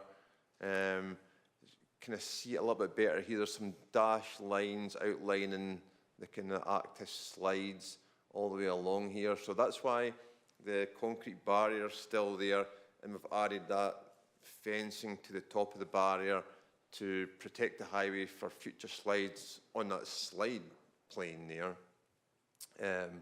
But down to the, let's say, call it to the south of the road, this is where we did the majority of the work. We had to get in there and excavate and try and beef up the side of the embankment there. And this is a kind of a detailed drawing of what the repair entailed. We had to bench in the embankment there and try and strengthen it up with some rock riprap at the foot of the slope there as well to protect it from the river. So getting in here was the part I wanted to do during the winter time. Working in the river is never fun, so we had some problems here as well, and we had to adjust some of the design halfway through, but it's came out actually okay. But the highway is still 1 lane, and yeah, there's no quick fix there, so it's going to remain like that for the foreseeable. And it's because it's a low volume highway, like I say, the bigger fix is 10 to 20 million, which is just something we can't green light based on the economics, I guess. The 575 repair, there's a few little slides along here. You see the 2 locations. Again, this is just Before you go on, I'm going to go back. If you could go back to the other slide, to the other repair you were working on. Yep. For the slide. So I understand that you are planning that it'll likely remain a 1 lane indefinitely. Yes. I really, as someone who travels it many times a week, Yep. I would really like to see that there's better signage, especially because it's a very high tourism route. Yep. And often I have had residents having to be halfway down and have to back out. The signage is very poor because it's not realized it's a 1 lane, so sometimes we have people coming from both sides. Okay. Still to this day, you had great stop signs during the construction process. Yep. And the line of sight of where you had a stop to the other end to wait for when there wasn't lights, but just a stop sign, we can't see the other end. So it's not, again, it created danger. So even when there was stop signs, 1 lane only, we need a better way of line of sight. If you'd have the stop sign coming from the north, even a few feet further back, then we could see the other stop sign kind of around the curve. Okay. But we can't see if there's someone at the other end because of the escalation in the road. Okay, yep. And so commonly, it's very common that there is in-pass problems. Okay. And I just worry that one day a tourist will be in a problem. Yeah. And that would be a very devastating place to get emergency services to. Yep. No, for sure. I'm not sure, they must be doing some of the new signage with this project, but like I've not been down there, so I don't know if anybody's been down there recently. Has there been any new signs put up or? Not no? since the construction team Okay. moved away. Okay. But yeah, I'll follow up with those guys for sure. No, good point. Thank you. Yeah, so the 5751, like I say, there's a couple of localized areas there. So this is a soil nailing, it's called. And that's what it looks like from the side, just some long nails to try and hold the embankment together. So this, like I say, this is a couple of weeks away, but it's all going well. We've had good weather up until this week. And that's on those two projects. So I guess the construction program within the county, it's all the slide repairs, so those two are still on the list there, but there's another one, 841, which is one Clone Crippen are looking at just now as well. That'll hopefully go out to tender later this year. And I've got two Highway 27 overlays. That's the only overlays in the county in the 3-year program, unfortunately. And yeah, so there's the 127 one's out to the west, and then the other one's just south of Three Hills here. Is it? Yeah, it's part of 27, I think. Also goes down 836 as well, I think so. Then the grants, we've got 2 approved grants in the system, 2 local road bridges. And then the last one was the oversized overweight corridor. I'm not sure how much you guys are aware of this study that was completed a few years ago. It was province-wide. As you know, we've got a high-load corridor that's been around for a long, long time. And the highways with the kind of pink shading behind it is the existing high-load corridor. We were asked, it's probably 5-6 years ago, to look at the overall high-load corridor and see where improvements are required. So they updated it and called it oversized overweight, because it's not just the height, it's the width, and it's the super loads that go up to Fort McMurray are causing a lot of problems for weight restrictions on bridges and the like. So they wanted to look at other options for opening up the highway network to accommodate these loads. So in your area, they've identified Highway 21 as a future route, and even a little chunk of Highway 9 there. So it's mainly to get the high load or the oversized loads out of Calgary up north. And you can either go either side of Highway 2, so Highway 22 on the east side is the main corridor up towards High River area, and then Highway 36 is the main route on the west side, but we also wanted to get a bit closer to Highway 221 as an alternative option. So these were identified, like I say, high-level study, and we've recommended all these routes. There's one in particular, not in your guys' area, but it's right past Carstairs there. You can see it, Highway 580.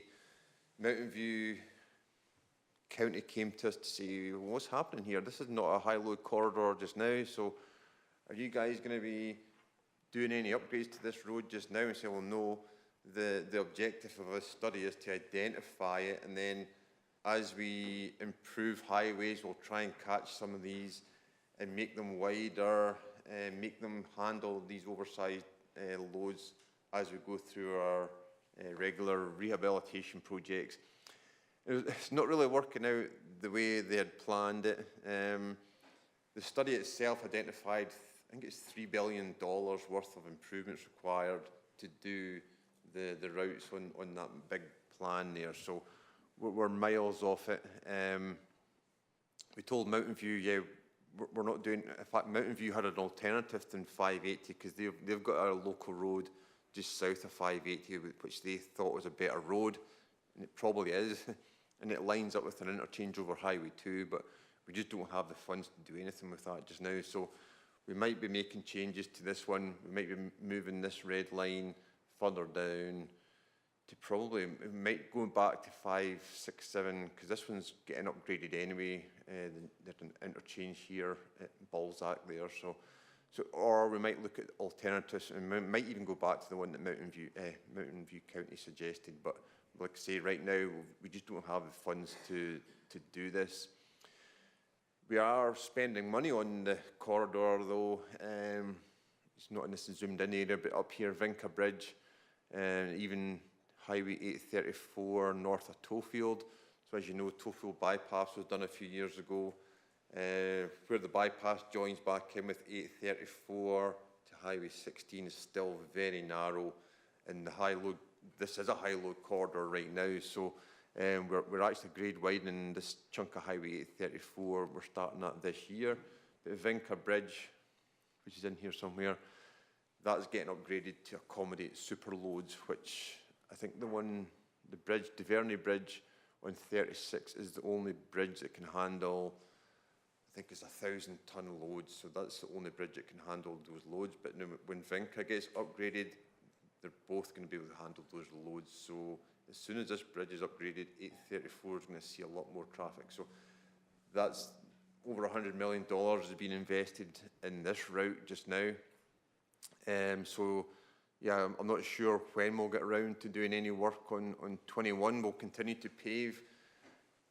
But the study recommended when we're doing these projects, we should be trying to widen the highway to 14 or 15 metres in width, which turns a rehab project into a grade widening project, which is more than double the cost. So this is a problem we're facing, and so I'm not sure what the answer is and how quickly we're going to do these changes. But this is public information. It's on our webpage, so we're going to have to try and either commit more to the OSOW study or go back to the high-load corridor. But yeah, the fact it's on the webpage shows that we're committed to getting to this eventually. But we'll see how it goes. The Highway 22 one, for example, is the only alternative on the east side. We've got a project in Sundray this year.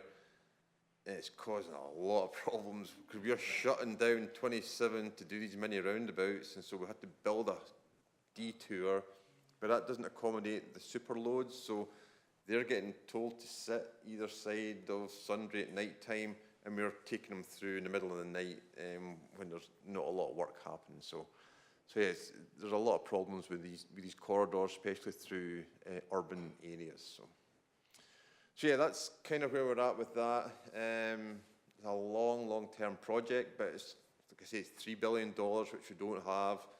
We've also got a study on Highway 2, which is for future 6-lane and 8-laning. That one, that's also $2.5 billion. So if you asked our minister just now, I think you'd probably say Highway 2 was the biggest priority. So the other thing, like economic corridors, gets thrown around a lot just now because it's in part of our ministry's name just now. Nothing's really changed for us guys in the regions. We get asked all the time, what's an economic corridor? And we don't really have a good answer to anybody, but one of the recent design bulletins we had was for the roundabouts, which is we don't build single lane roundabouts anymore. Our minister's directed us, any roundabout that gets built now has to be a 2-lane roundabout, and that's to accommodate farm equipment. So there's a lot of sense in why we're doing it, but technically, if you ask the engineers, they'll say, well, no, we're not building a 2-lane roundabout. We don't need a 2-lane roundabout, and there's some safety issues as well. But when that design bulletin came out, it said only 2-lane roundabouts on economic corridors, and there was a map attached to that design bulletin, and it was the high-load corridor. So we're saying, well, is the high-load corridor the economic routes? But no, it's because this doesn't have Highway 2, Highway 16, Highway 1, all the major corridors. So I would say pretty much any corridor could be classed as an economic corridor if you put the spin on it. So if you guys are pushing for funding for something, you could use that as an excuse. This is an economic corridor for us. So yeah, and it'd be hard to argue against it. So yeah, so the high-load corridor, economic corridors, they're all you could argue for anything's an economic corridor, so, but yeah, this is the high load oversized corridor. And that's all I had, so if you guys any further questions? We do. Reeve King will start us. Stuart, thank you. Yep. Could I just get you to go back about 3 slides to the projects plan for our area this Yep. year? One more. There we go. Thank you. I just want to record it for Oh. my... I can give you a copy of this as well. Okay, that'd be That'd great. be great. But this is all on our webpage as well. You can search, and our webpage is very hard to navigate, but we do have a Really? yeah, we do have a construction program on there, and it'll list the projects, and sometimes it'll say design, engineering, or sometimes it'll say construction. But anything on that list is pretty much going to be built within 3 years. Good. Any other questions, comments? Councillor Christie? Just a question, the 791 north of 580 is up for realignment. Will that be done this year or not?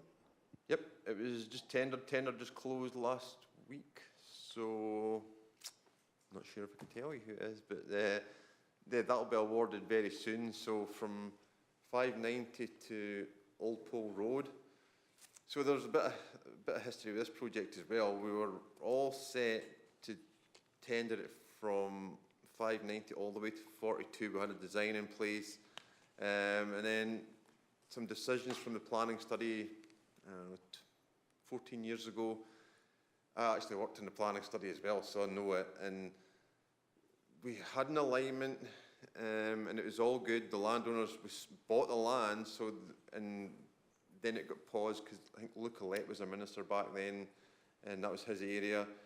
So when he was shuffled, let's say, to a different ministry, then that project fell off the priority list. But now that Grishin's the minister, that came back on the priority, so we're good to go. We had a few landowners still to buy land from, but we got them. So we were about to tender it all, and then one of the previous landowners who sold pleaded with us that this is a bad decision, so they got in the minister's ear, so we had to cancel the piece from Old Pole Road to 42.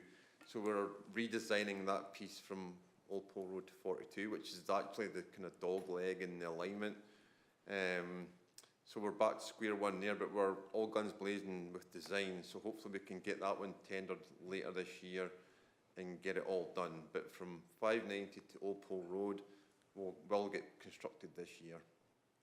Okay, thank you. And hopefully, I really appreciate that story, because I think our average person who is frustrated doesn't understand all the steps you have to go through and how they change, Yep. and how you have to go through many steps, many times sometimes, in order for something to happen. And so I really appreciated that story. Thank you. Yep. Councillor Woodstock.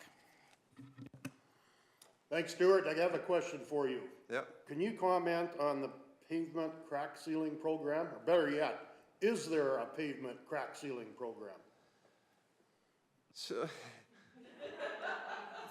our operations guys are hit bad every year with budget constraints.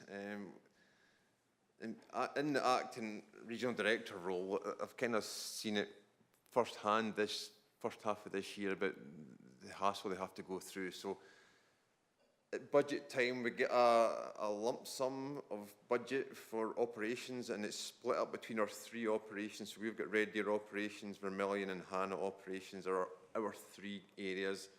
And they arm wrestle for the funding.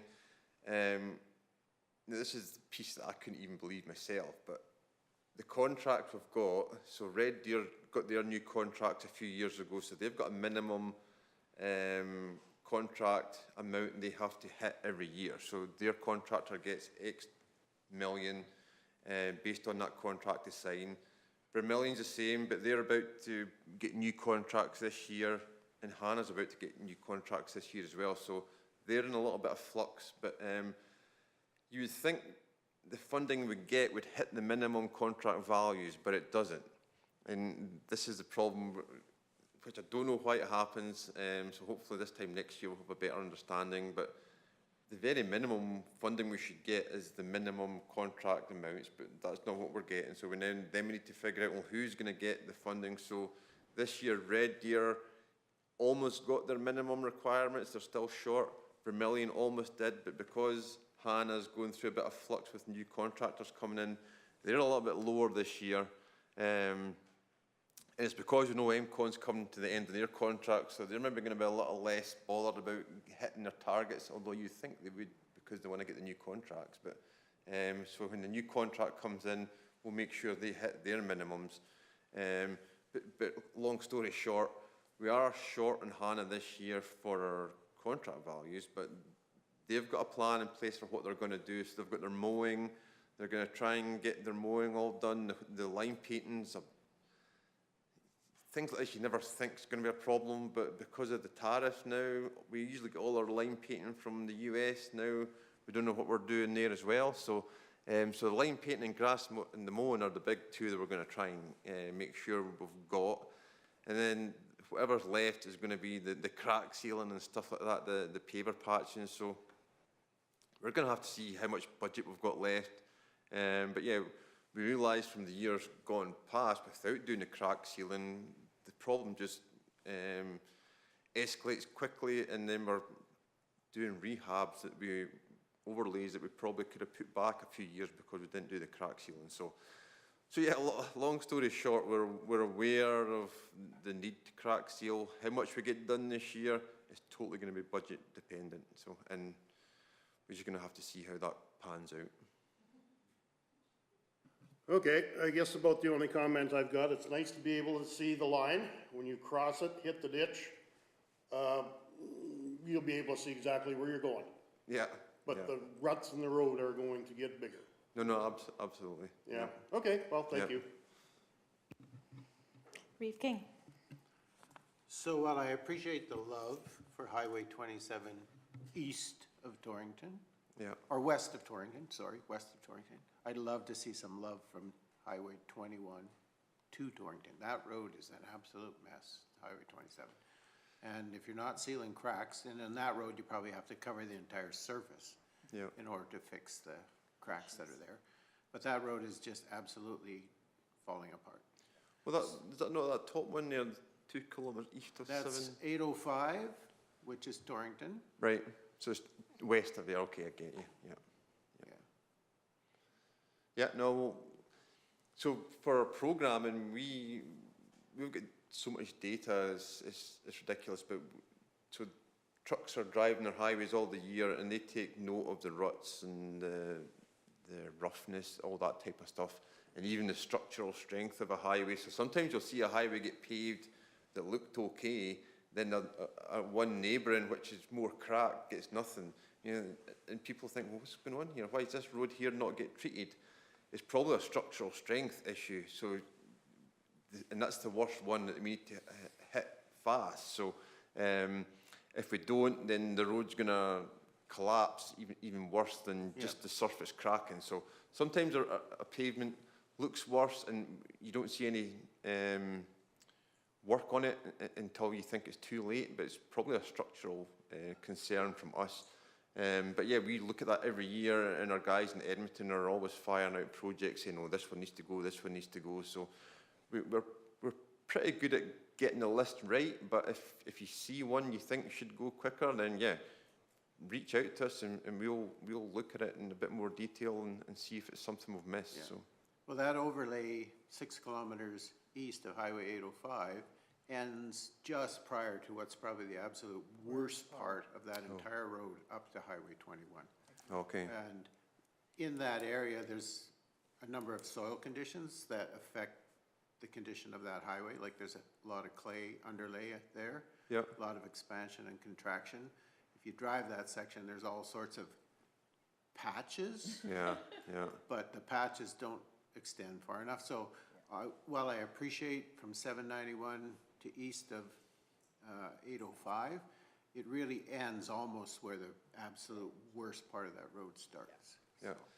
And could we scope these projects probably 2 or 3 years out, so we know what's coming in year 4 and year 5 as well, even though I don't have it on that table. But So we start working on them right now. So we get a consultant to come out and they do a geometric assessment to look at the highway and say, oh yeah, the side slope's too steep here, guardrails.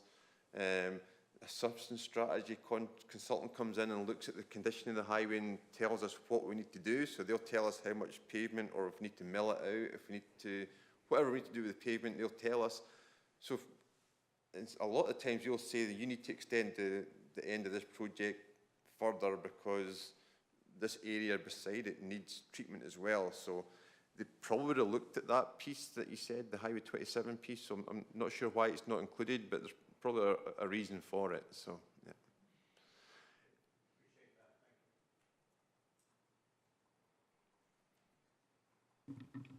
Councillor Cunningham. Thanks again, Stuart, for coming.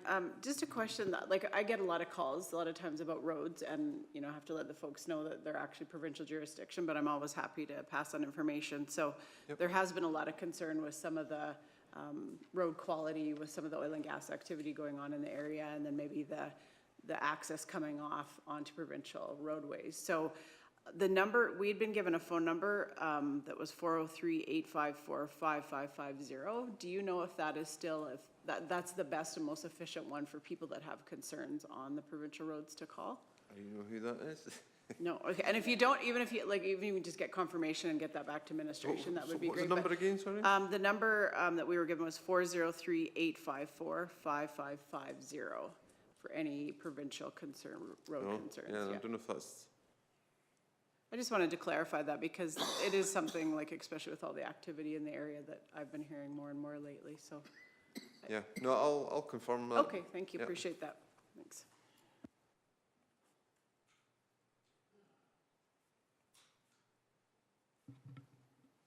And you guys are probably aware that we've got a new operations manager in Hannah now as well, John Lee. I don't know if Craig Seart was the operations manager for a few years out of the Hannah office, but then he left to go up to work in the head office. And then we've had some acting managers for the last year or so probably. But John's really new. He came to us from Fort McMurray area, so I'll maybe encourage him to reach out to the county just to introduce himself, get to know your administration, and just so you've got that one-on-one, so you know who to call for stuff like that as well. So, and Paul Sofa was he's still the engineer with us in the Hannah office as well. So it'd be good for you guys to meet them and just get that connection so that you know who's who. But yeah, he's joined us at the start or the end of last year, so I think he's slowly getting out to meet some of the municipalities in the Hannah area. So I have a question. It pertains again to the road where the landslide was that I've already talked to you about before. What has occurred for the residents that use that road for their business is there wasn't awareness that would be worked on. Oh. So when you take your large implement down the hill and you can't get through that pass when they're working on it, there isn't a place really to conveniently turn around, and it also means quite an extensive problem. Because it is a long distance around to the other roads that give us the option to get into the Drumheller area where a lot of the business happens as well for the people that are in that area. Is there a notification system available that we could better know and be able to let businesses know that their travel ways will be affected? I think it's a great burden on some of the businesses in areas when that's just an example. Right, because there wasn't even a mention at the top of the hill. So they're already going down that hill into that valley, into the narrow road before they recognize there is no pass through. And so those types of things are concerning, and really it comes into context too. We've been just finished talking about economic development and what are some of the barriers to our businesses being glad to do businesses in our area, and those impacts affect that quite greatly as well. And so there's any way we could encourage a program where we can get our residents those information, our businesses those pieces of information faster. And again, better signage. There just needs to be more awareness for people. Yeah, and yeah, totally understandable.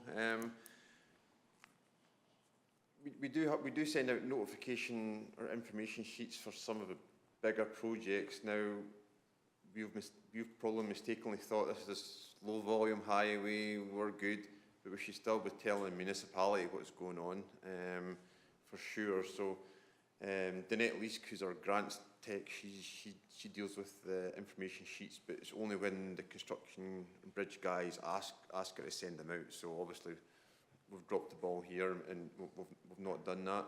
And the 841 one, which is coming up, is that something you'd like to see come out for that one? I'm not sure if that's the same tourist type traffic as well, but for sure we'll keep you guys in the loop of when that's happening and what the timelines are for that slide repair.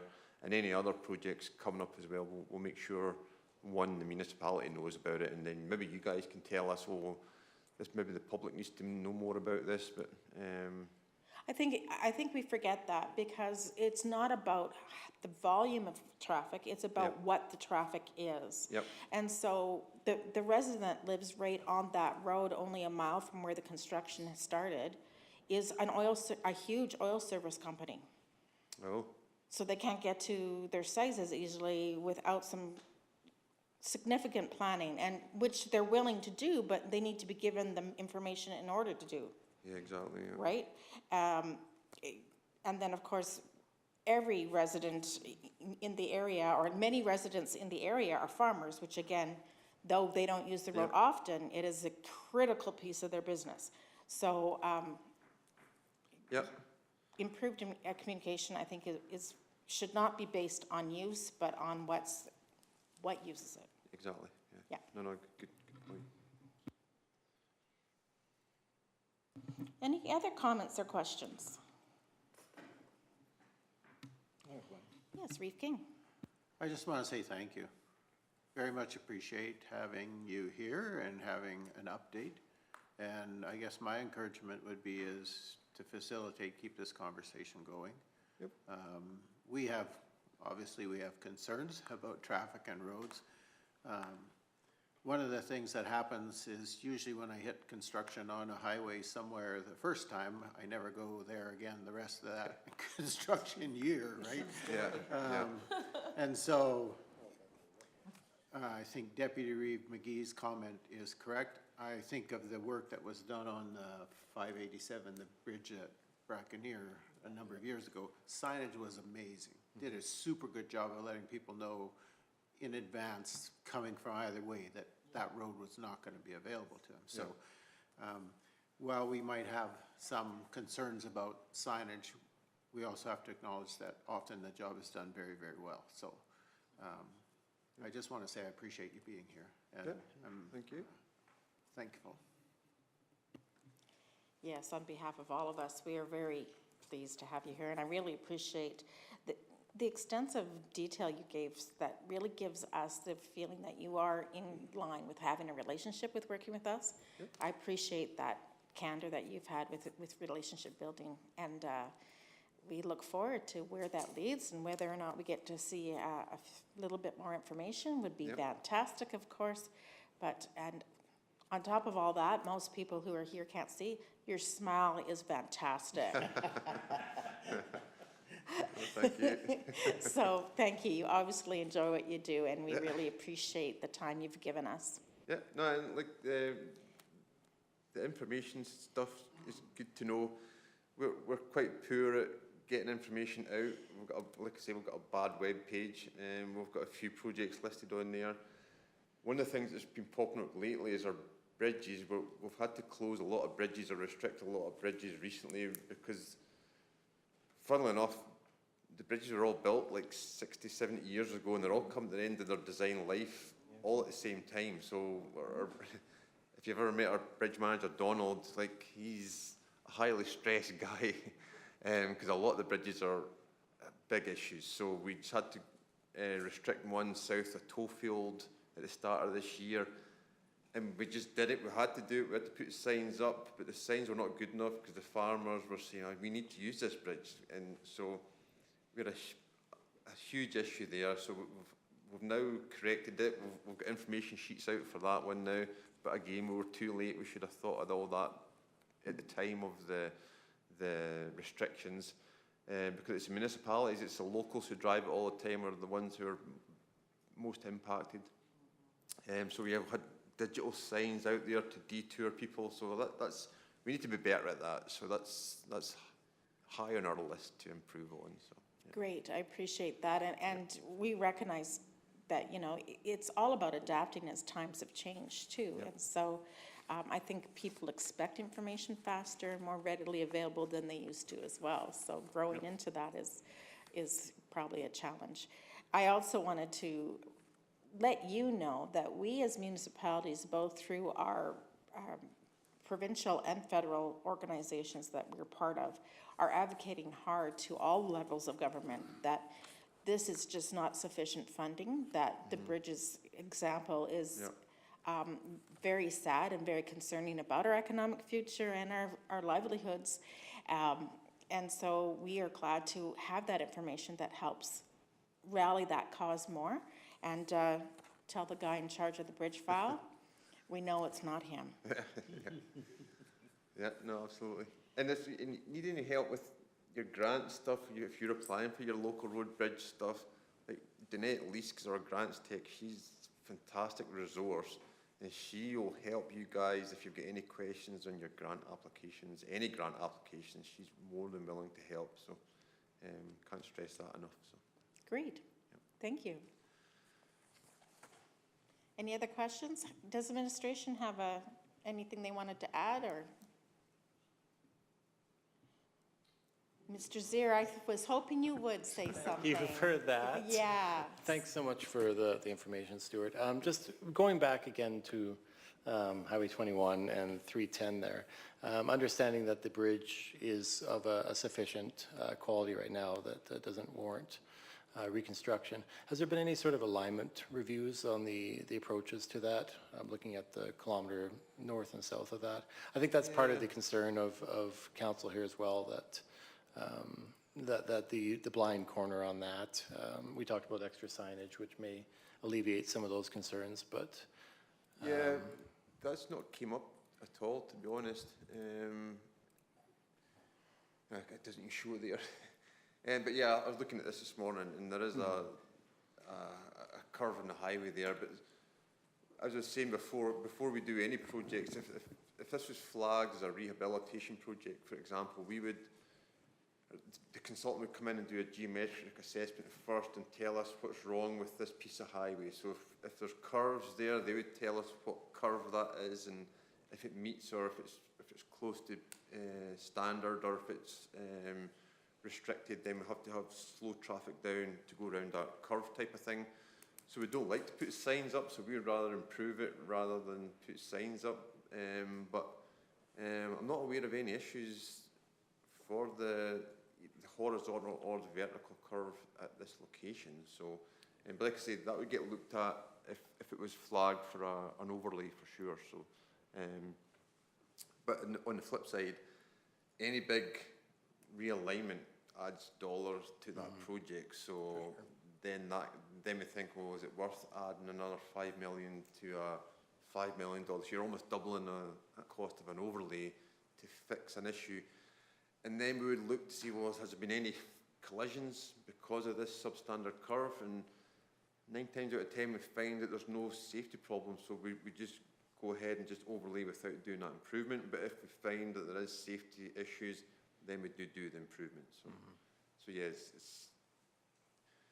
we don't like waiting for a safety problem to happen, but that's kind of how we do our reviews, to be honest. Councillor Christie. I guess my concern on that corner, on that curve and bridge, is for normal traffic it's fine. It's when it's wide load or heavy loads coming through at higher speeds than they need to be, that's when we have a problem. If you have 2 wide loads coming around that curve, they don't see each other till they're on each other. Yeah. No, good point. And yeah, and that brings another, 'cause that's how we identify our grade widening projects. So every time we overlay a project, it gets narrower by, let's say, 0.5 metre. Because when you overlay, you slope the edge of the asphalt top, so the next overlay gets narrower, narrower, narrower. So at some point we're thinking, oh shit, we can't, sorry, we can't do another overlay because we're going to be below the standard. So then we've got to decide, do we want to mill that top lift back off again and then put it back? Or do we have to do a bigger grade widening project, which is, like I say, is almost double the cost. But if it's a huge safety issue, if we find out there's a lot of side swipe type collisions or people are going off the road, that's a sign that it's because it's too narrow. So traffic's deciding to go off road rather than hit an oncoming vehicle. So we've got a project like that on Highway 13 just now. Daysland, maybe? I forget. But anyway, we're looking at that right now. So, but again, it adds a lot of money to our rehab list. So we're very conscious of the cost of everything. So that plays a big part of what we do. But if it has to be done, then we'll do the grade widening. So like here 21, we would look at the width as well to see if that needs to be caught at that time as well. I'm sure you would love for people to realize, though, those are the reasons why you have to follow safety protocols, like have a flagship, go the speed limit, some of those types of things too. Yep. So it'd be very frustrating if we end up having to pay billions of dollars because people don't follow those protocols that help make this budget last as well. So actually, over the high-low corridor, one of the safer corridors, because they have the flag people, so they almost stop traffic to get past. So it's the guys without the flaggers that are the problem, because they just, they go, Great. Reeve King. I was going to make that exact comment. Most of the commercial loads I've met on that road that are oversized have an excellent set of flaggers in front of them. There's a certain number of our residents who use that highway who have large equipment who don't have any of that and are exempt from those rules and can cause more potential problems than the commercial loads I've seen. Generally speaking, the big loads that I've encountered on that highway have 2 or 3 units in front and often 1 or 2 behind. And so they're doing a pretty good job of traffic management. Question is, does traffic pay attention? Exactly, So, thank you. Fantastic. I think that wraps us up. We really appreciate, that was a very extensive, great conversation. Thank you so very much. And anything else? Guys, you've got my email address, phone number if you want. Just reach out, any questions, we can get back to you.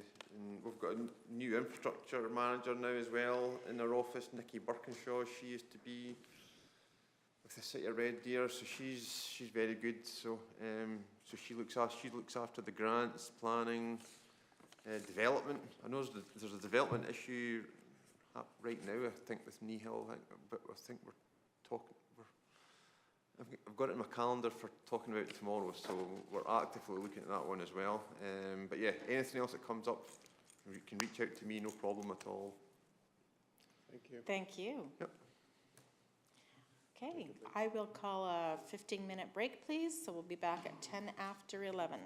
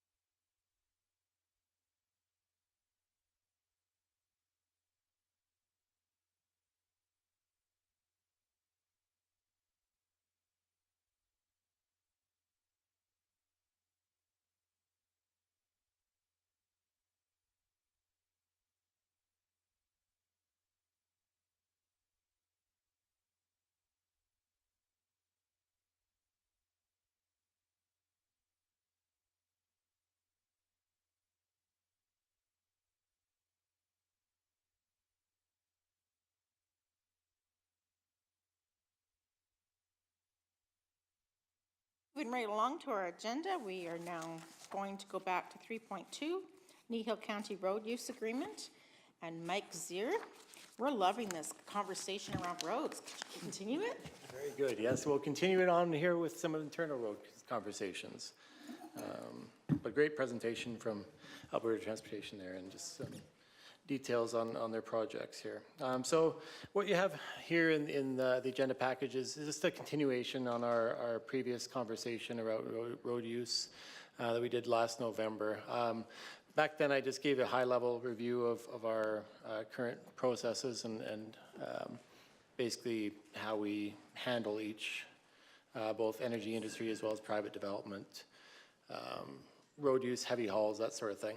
This time, I thought I'd just dive a little bit deeper into the details of what it actually looks like when somebody applies for a road use permit through the county here. So as noted there, we really have two industries, two segments of operations that we relegate these to. So we have energy industry, which is basically oil, gas, and solar or wind. And the other side is private development industry road use. So the differentiation between the two is really the oil gas, I think, is pretty self-explanatory. Anytime they're doing a frac, anytime they're doing any kind of well servicing, excuse me, that's where that segment falls underneath the specific road use agreement. The other side is a little bit less seen here in the county. If somebody's developing a subdivision, if they're doing a larger development that's private, commercial, that sort of thing, that's where we steer them towards this private development. That is actually handled through the county staff here, whereas the road use, oil and gas, we actually use a contract services road data to manage the majority of those. You'll see a little bit later the number of permits we get in these and the number of road use requests we get in this is substantial, so we contract that service out. So just going through the presentation here, I just wanted to touch on a few things. Just looking at the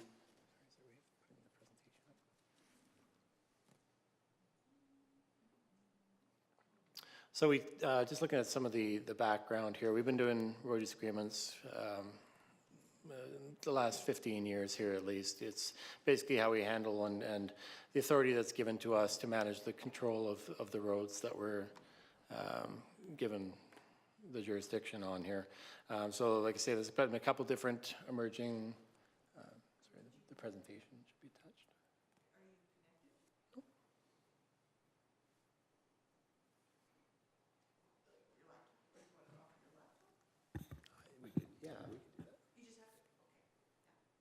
Sorry about that.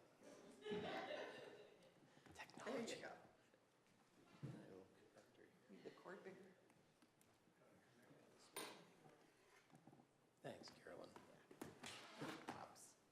I just didn't know what you wanted. Oh. Not the first time I made that.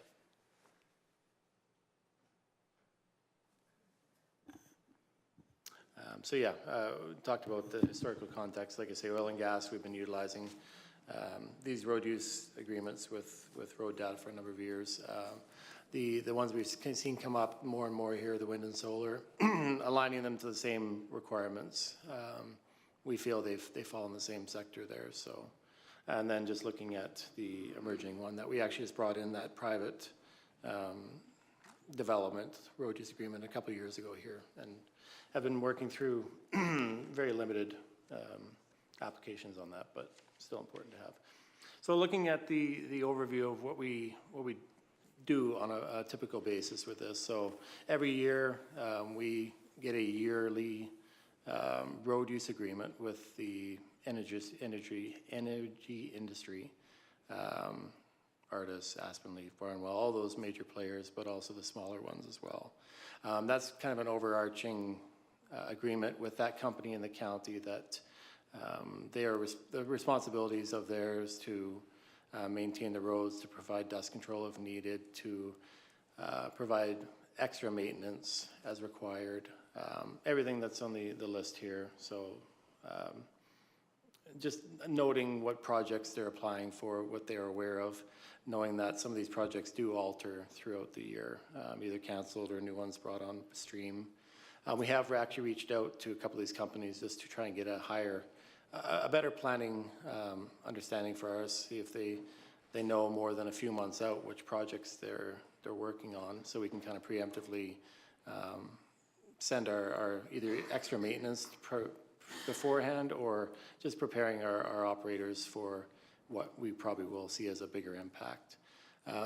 That said, there is a bit of, as I said, some of these projects are planned and not moved forward with, or alternatively they're shifted to other areas. So we will use that data as well as we can, but knowing that a lot of it could change, so we have to be a little more in communication with these companies than just a one-time thing per year. So yeah, the other items that we refer to in the road use are the contracted road maintenance if required, hauling restrictions due to adverse weather. Obviously, if it's raining, we shut them down pretty quickly. Normally, we don't have to shut them down because they proactively do slow these activities down, either in spring melt or in conditions we even see today. They'll definitely limit it as much as they can.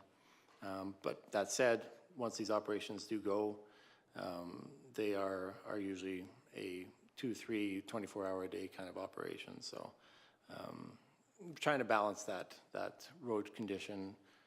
If there's extra maintenance that's required on that, we ask of that at the same time. So, and there's some other conditions that are in kind of generic in there as far as not unloading on any of our roads unless absolutely necessary. And if they do, we do ask that they repair any damages done immediately after. No parking on the roads, notifying us of any damage that they've caused, and compliance to regulations, all of our traffic enforcement, that sort of thing. We do have, so this is the road use agreement, basically with the parent company of the operation. So the second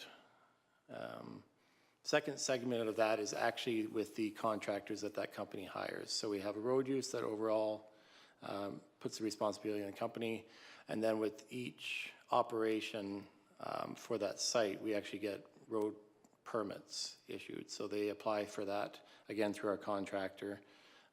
It's usually a hauling company that applies on behalf of the oil company, energy company. And those are the ones that actually dictate what routing they plan on using or propose to use, number of trucks, hours of operation, all those sort of things. And that's where we will come back and say, actually, this road isn't appropriate because of what we know about it already. And we redirect them to different routing.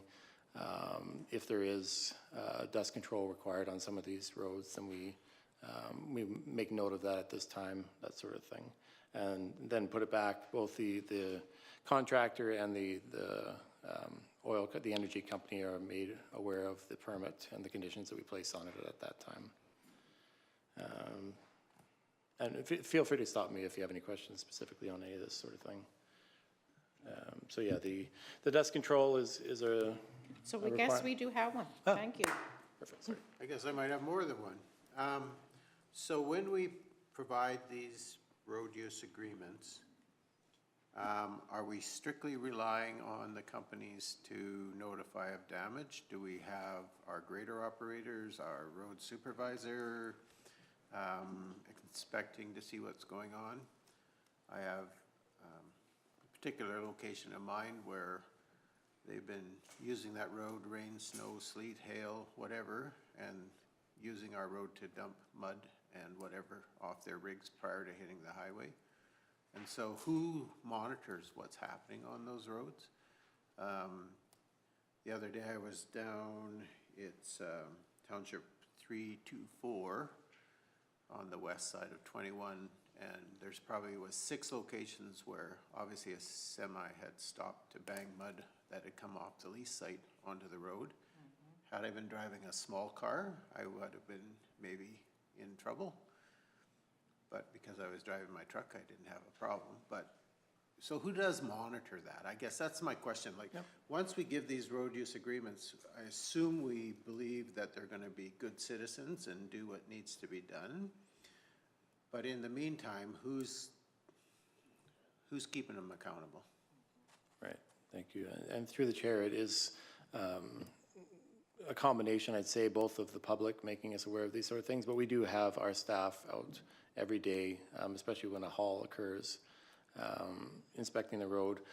I failed to mention, so when we do these contractor response, we do a video inspection of the road prior to the haul, work with them as far as the conditions that we place on those hauls, and then after the fact, we actually do the post-inspection with the contractor, with the representative of the company, just to make sure that if any damage has happened, that they are held responsible.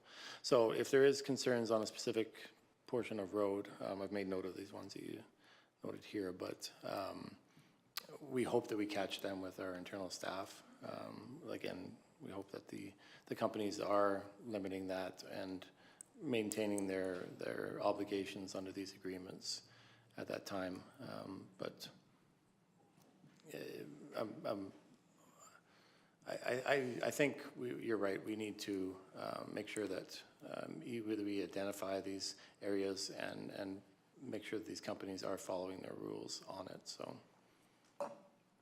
Just as follow-up, so at any given time, how many road use agreements might we have in place? just going to the overview here. So we have last 3 years of statistics here. So the road use agreements, we had 120 of them for different applications in 24, 218, and 227. The actual hauling permits were up closer to 1,000 throughout the whole year for a lot of these. That's where I say it's significant on the amount of oil and gas as compared to what we see our development ones. We only had a few limited ones on that weren't tied to the energy industry. So. Okay, and again, follow up, is there a specific, like if there's a site that has perhaps two good accesses to it, is there a specific route that's designated for all the hauls? So is there one access route or can there be more than one? Through the chair, typically we do limit them to the one, just to make sure like that to lessen the impact on the road, depending on where the approaches are. We like to keep it to just the one so everyone's aware of where the traffic is supposed to go. There's clarity with the operators that this is their approved routing. Like I say, we do typically reroute a number of these applications based on the current conditions. So if a new approach is going in, we try and limit that site access to that one location. Councillor Cunningham. I'm sure the Reeve was finished. He looked like he was half mid-sentence I may there. not be finished, but Yeah, go ahead. fair, yeah. Okay, so I don't want to hold you up from here, but I want to stop you while you're kind of right in the middle of this. So you spoke about weather, and you said a lot of times that, you know, these companies will look at the weather and they will decide not to haul. So one of my many conversations in my division over the weekend was 144 passes by a residence yesterday. So we had a fairly, I mean, not significant enough rain, but we did have rain over the course of the weekend. So I can honestly tell you that that does not deter what they're doing. So I guess, you know, further to the Reeves question as well, who's watching, who's monitoring? Is it solely ratepayer driven, or how do we ensure that that's not continuing? And I guess my other question in this area is, I actually wasn't really familiar with the permits. I was familiar with the road use agreements, but I'm just wondering if you could like explain, artists, for example, you know, and they were here last month or whatever to present. They have Key Tech doing a lot of work for them. They have Lynx, they have Pivotal, Uncle Rob's, Petrogas. So do all those companies then have to apply for a permit to do the hauling for artists? And what all will be entailed in that permit? I don't know, sorry if I could pull that. This is actually a current permit. So to answer the question through the chair, yes, they, as far as I understand, there's no contracting of these operations. Everyone that has an application and is putting their own traffic on the road would have to fill out the permit, which is likely why we have 700 on 120 road use agreements in 2024. So, sorry, I can't pull that up there. So basically it is, this would denote where their starting location is, where the end location is, the dates of a haul, the amount of trucks, the number of, sorry, the size of vehicles. So if there's tandem vehicles, Tridem trucks, whatever, the oil drilling rigs, those are all identified and included in the permit here so that they are able to, and then this is forwarded on, this is available to our protective services staff as well, just to confirm that they're permitted to use the road as so fit. Good. So just to clarify, so for example, there's a current road use agreement with Artis that they're required to supply dust control. So then those permits that come from that road use agreement, that would follow suit to that, I would assume, right? Because if the company, the parent company is being asked to provide dust control, then those subsidiary companies, do they have to provide it, or does that go back to the parent company? No, through the chair, that does go back to the parent company. Our staff are in conversation with them. So it does allow for, at the county discretion, if dust control is calcium chloride or water, which we've asked for quite a bit as well. But that said, even with if the conditions aren't generating a significant amount of dust, in the past, I'll say we haven't implemented that requirement. As we see more and more concerns being raised on dust control, that has been a priority to make sure that these roads and that condition is held a little tighter, I should say. So I guess a question that's come to me, and it would be one for myself as well, is how do we determine what significant dust is? Because to me, that could be kind of subjective depending on who you're talking to.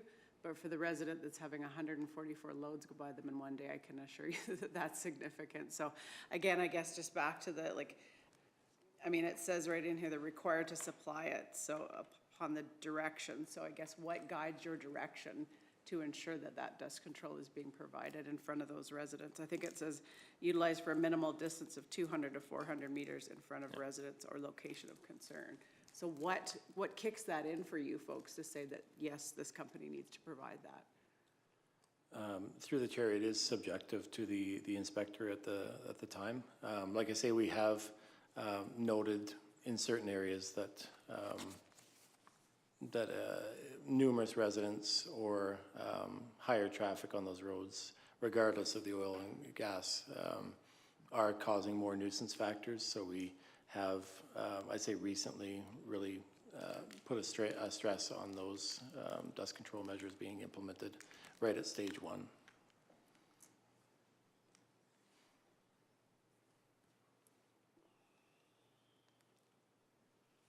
Good. Any other questions before we move forward? No?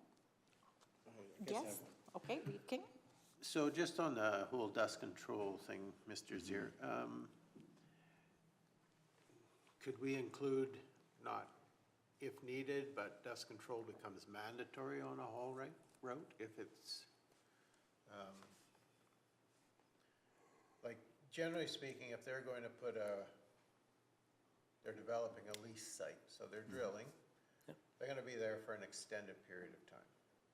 I don't know, in the middle of winter, we don't have much of a dust problem, but once the 1st of May arrives, or even the 1st of April arrives, and our roads dry out, and dust starts to be an issue, probably till the next snowfall, could it be mandatory that they have to do dust control in front of residences? I mean, I guess I'm just asking the question because it seems to be one of the issues that a lot of people have with development. And generally speaking, it's in front of a residence. And I know a recent situation where they were using water to provide dust control, and using that road myself personally for business reasons after they had applied water, it meant a trip to the car wash, whereas if it had been our, even calcium or whatever, it wouldn't mandate that. But every time they lay water down, if you go over shortly after that water's been applied, then you're, generally speaking, gonna have enough mud. So could we make dust control a part of what we request from development like that? And again, I'm asking a question, and I guess that question is not necessarily so much for you as it is for us as council. And Sorry, yeah, I was just gonna say, I guess it depends on your wordsmith, because like in the agreement, the company is required. So it says right in our agreement, required, so to me, that's not very, Required if necessary. required to supply dust control at Kneehill County's discretion. Yeah, so if our discretion is it's required, period, then that, you remove the discretion part. Dust control is required, period. That's what it said. Yeah. I get And that's council, right? That's a direction from council that would have to be, to make that a mandatory change, not discretionary. yeah, and thank you through the chair. Just a note of caution, I guess, on making that condition mandatory. It would entail all the way through the winter too. So ideally not putting, well, it would be difficult regardless to apply calcium during the winter. As well, water would actually cause more of a hazard during freezing conditions. So potentially there's a date, time frame that we could look at, anytime between spring thaw. This would be mandatory in front of residences. Well, that's why I said like April 1st to October 31st or something like that. Right. That's outside of our snow window kind of thing. Yeah. And if they're planning to do work, they know when they're gonna do these things, right? Because they're planning for this stuff in advance. And if that becomes a condition of road use, we want that dust control down before they start their work, rather than when we decide all of a sudden it's become problematic. Because generally speaking, if it's problematic and it's a short-term notice kind of thing, they're gonna be applying water to our roads. And you apply water to the road, what does that do when you're heavy hauling across that road, other than push the base out and maybe increase the potential risk for harm to that road? So I don't know, I'm asking the questions because it seems to be one of the issues that we encounter constantly, because it's a discretionary portion of what we've suggested in our road use agreements and our permits. And so perhaps one way around that is to just specify within that time window, it's a mandatory requirement. So are you suggesting that council needs to see this as part of a bylaw? Well, we've seen the road gravel maintenance policy come by. Included in that is things like road use agreements and hauling permits and that type of stuff. I don't know what the requirement is. Somebody would have to give me direction in terms of making a directional change to make it a mandatory requirement. And of course, I'd have to ask that question when Mr. Hogan's out of the room. Sure, so could we possibly suggest that we would like to see some ideas of how we could address this more specifically, come forward as soon as possible to council? Would that suit what you had in mind, Councillor King? King? And I guess I would also like to know, Mr. Zier, is there specific concerns you would have if we were to make a change like that? And Councillor Phopes had a Councillor, yes, I saw that. I just wanted to finish the topic. Councillor Phopes, go ahead. How many loads is too many? Because really it comes down to how many loads are they permitted for? And then if they go over that, who's determining that they've gone over? Because we just heard that the loads over by Councillor Cunningham's was 144. That's an awful lot of loads in one day, in my opinion. It might not be in yours because you do roads.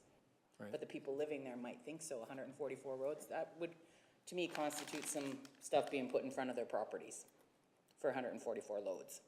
Because that's excessive in my opinion, but I don't know that because I don't do transportation. Good point. I'm asking. Go ahead, Reeve King. So I guess what I'm getting at is, if they're gonna put a pad down and they're gonna do a drill, it's gonna mean a lot of loads, Right, right? so just do it. So the minute we know that they're going to be wanting to put a pad on northeast of whatever, and they're gonna use XYZ road, and we know there's 2 residents on that road that they're gonna have to go by. My question is, we know it's gonna generate traffic. I don't care how many loads are gonna go by there, there's gonna be a lot. Whether it's the water line guys, whether it's the guy coming to pick up the garbage from the site, whether it's the frack guys, whether it's guys bringing pipe in, whatever it happens to be, we know there's gonna be a ton of loads go through there.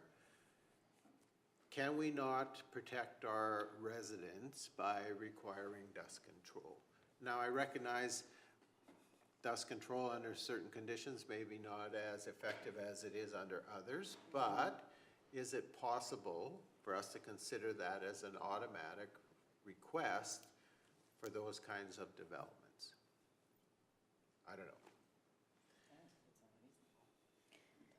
We're not gonna be able to stop the traffic, but we might be able to mitigate some of the impacts of that traffic on a specific resident. Well, and let's be clear, we want to be economy friendly, so it's not that we want to stop the traffic. We want to manage things so that it's fair for business and residents equally. And so just, I think,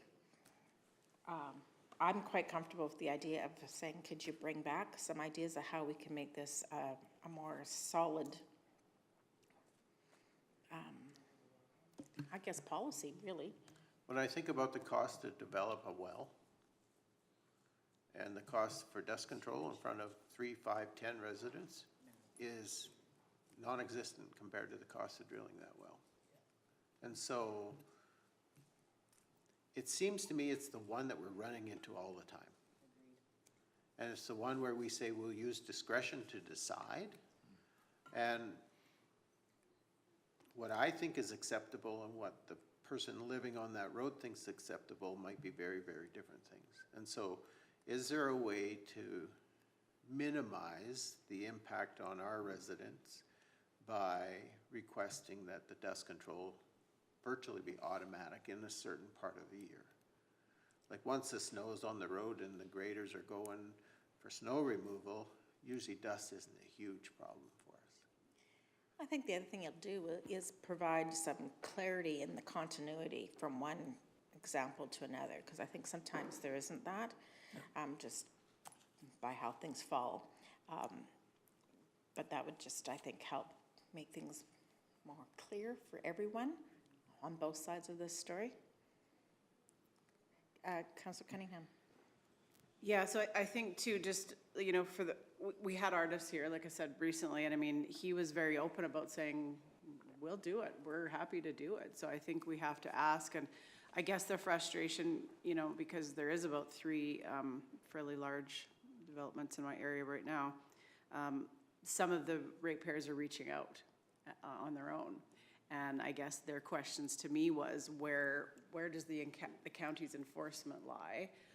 Because I can just read you a message I got today. They reached out to the company.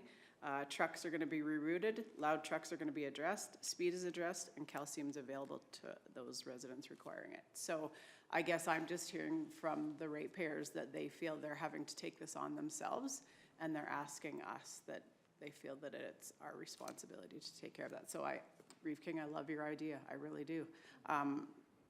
These companies, I mean, like you say, Deputy Reeve, we want these, and even the people that I'm hearing from, they're happy to have the development in their area, but they want to be respected as well. Like, these are people's homes, and 104, I mean, that's just the ones they counted. in one day was 144. Could have been higher, right? This is 24/7 right now as well. So I guess I'm just hearing the frustration from them is that they feel that it's the county's responsibility to take care of this and not theirs to reach out to these companies personally. But I have to say, kudos to them because they are getting results. And the companies have been very welcoming and doing anything they can. They want to be good corporate citizens, they were told, so. Excellent to hear. Councillor Christie? When you're asking for dust control, you're asking for spec crude or just water while they're doing it? Because the water while they're doing it works sometimes they're not vigilant enough. My other comment would be, if a big silage crew comes into an area, 144 loads is doable. It's doable in agriculture, so what are we asking for? Yeah, yeah. So we leave you with some of those parameters to take a look at? Yeah, so through the chair, I think that's definitely a possibility. We were contemplating this being a policy, a standalone policy on its own, just to, which is seen in other municipalities as well, just kind of identifying council's expectation of different industries, and then basically clarifying it through a decision through council on that. Mentioned some of the options I'll bring back, some of the considerations will be proximity to the road, the residence. Is there a limitation on that? Because some of these are a quarter mile off the road too. Right. So is that negatively affecting that landowner, or is it something that we need to identify? Is that a cover-all, or is that specific in that nature as well? So what I can do is bring back a policy discussion at a future CAL meeting here, just identifying if council does want to limit this to oil and gas, energy industry, or if we want to look at some of the other segments of the industries out there, either private development. Sorry, I guess we haven't touched on that here yet. But there is similar conditions to the private development one, as far as we actually ask for a road bond on that one. So it's a letter of security. So if there is damage to these, typically we see these as the consultants, the contractors that come in are not long-standing. They're in for a job and they're out. So to make sure that we have maintain the connection to that road, we ask for security that's returned after the road is deemed complete and there's no more damage on it. So that's just a side conversation on these. I think if we're really focusing on oil and gas, energy industry right now, I think that's what the policy will primarily tie to. Sure, Councilor Cunningham. Just one more permit question. So just so I'm clear on that, so the permit is going to be the document that's going to say which roads they are to haul on, okay? Because I was, again, on the weekend, was told like the one facility was using 32.2 and 241 heading south, but then over the course of the weekend, they started heading north and then going on west on 27. So I guess within that agreement, is there multiple roads that they're allowed to use, or is it switched partway through the activity, or how does that work? Through the chair, I'd have to look at the specifics of that one cost. Typically, it's the routing that they're utilizing is identified on here, regardless if it's, sometimes there's different routing if it's trucks are empty or loaded. We will allow an unloaded truck to go down a slightly less, lower quality road. So that may have been the situation in that point, but really everything that is approved is identified in this permit. And that's primarily so that the contractors who may not have a hand or maybe just brought in for one job understand exactly where they need to go, and that shouldn't alter throughout the project. Reeve King. So I'm just thinking of a potential development that might happen in our area. It's a very popular one, not really. And I'm referring to the solar development that might happen in the west part of Kneehill County. One of the parts of their development happens to be along a Kneehill County dirt trail. And they have a major, major portion of their development along that trail. Is that going to be a requirement that they upgrade that road, or are they going to be allowed to, say, come in on the 300 meters of gravel that's there, make an approach, and then use a internal road? Or kind of what's our usual approach on a development like that along a dirt trail? Through the chair, when we have an application like that where there may be long-term requirements for access, depending on what that is. If it's larger vehicles coming in, we usually have that full upgrade done.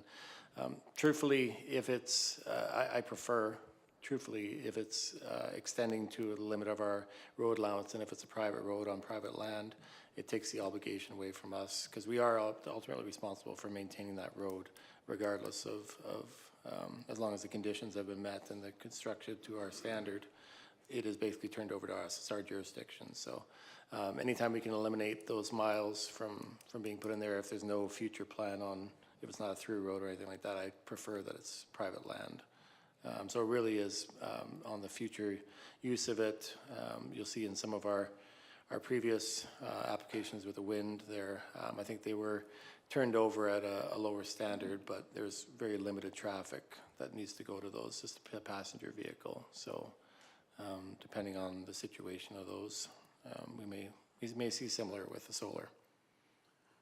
Well, it's 264 is the one in particular that I'm interested in, because the way I see the development that they're proposing is they're proposing development pretty much along the 2 full miles of that dirt trail. And so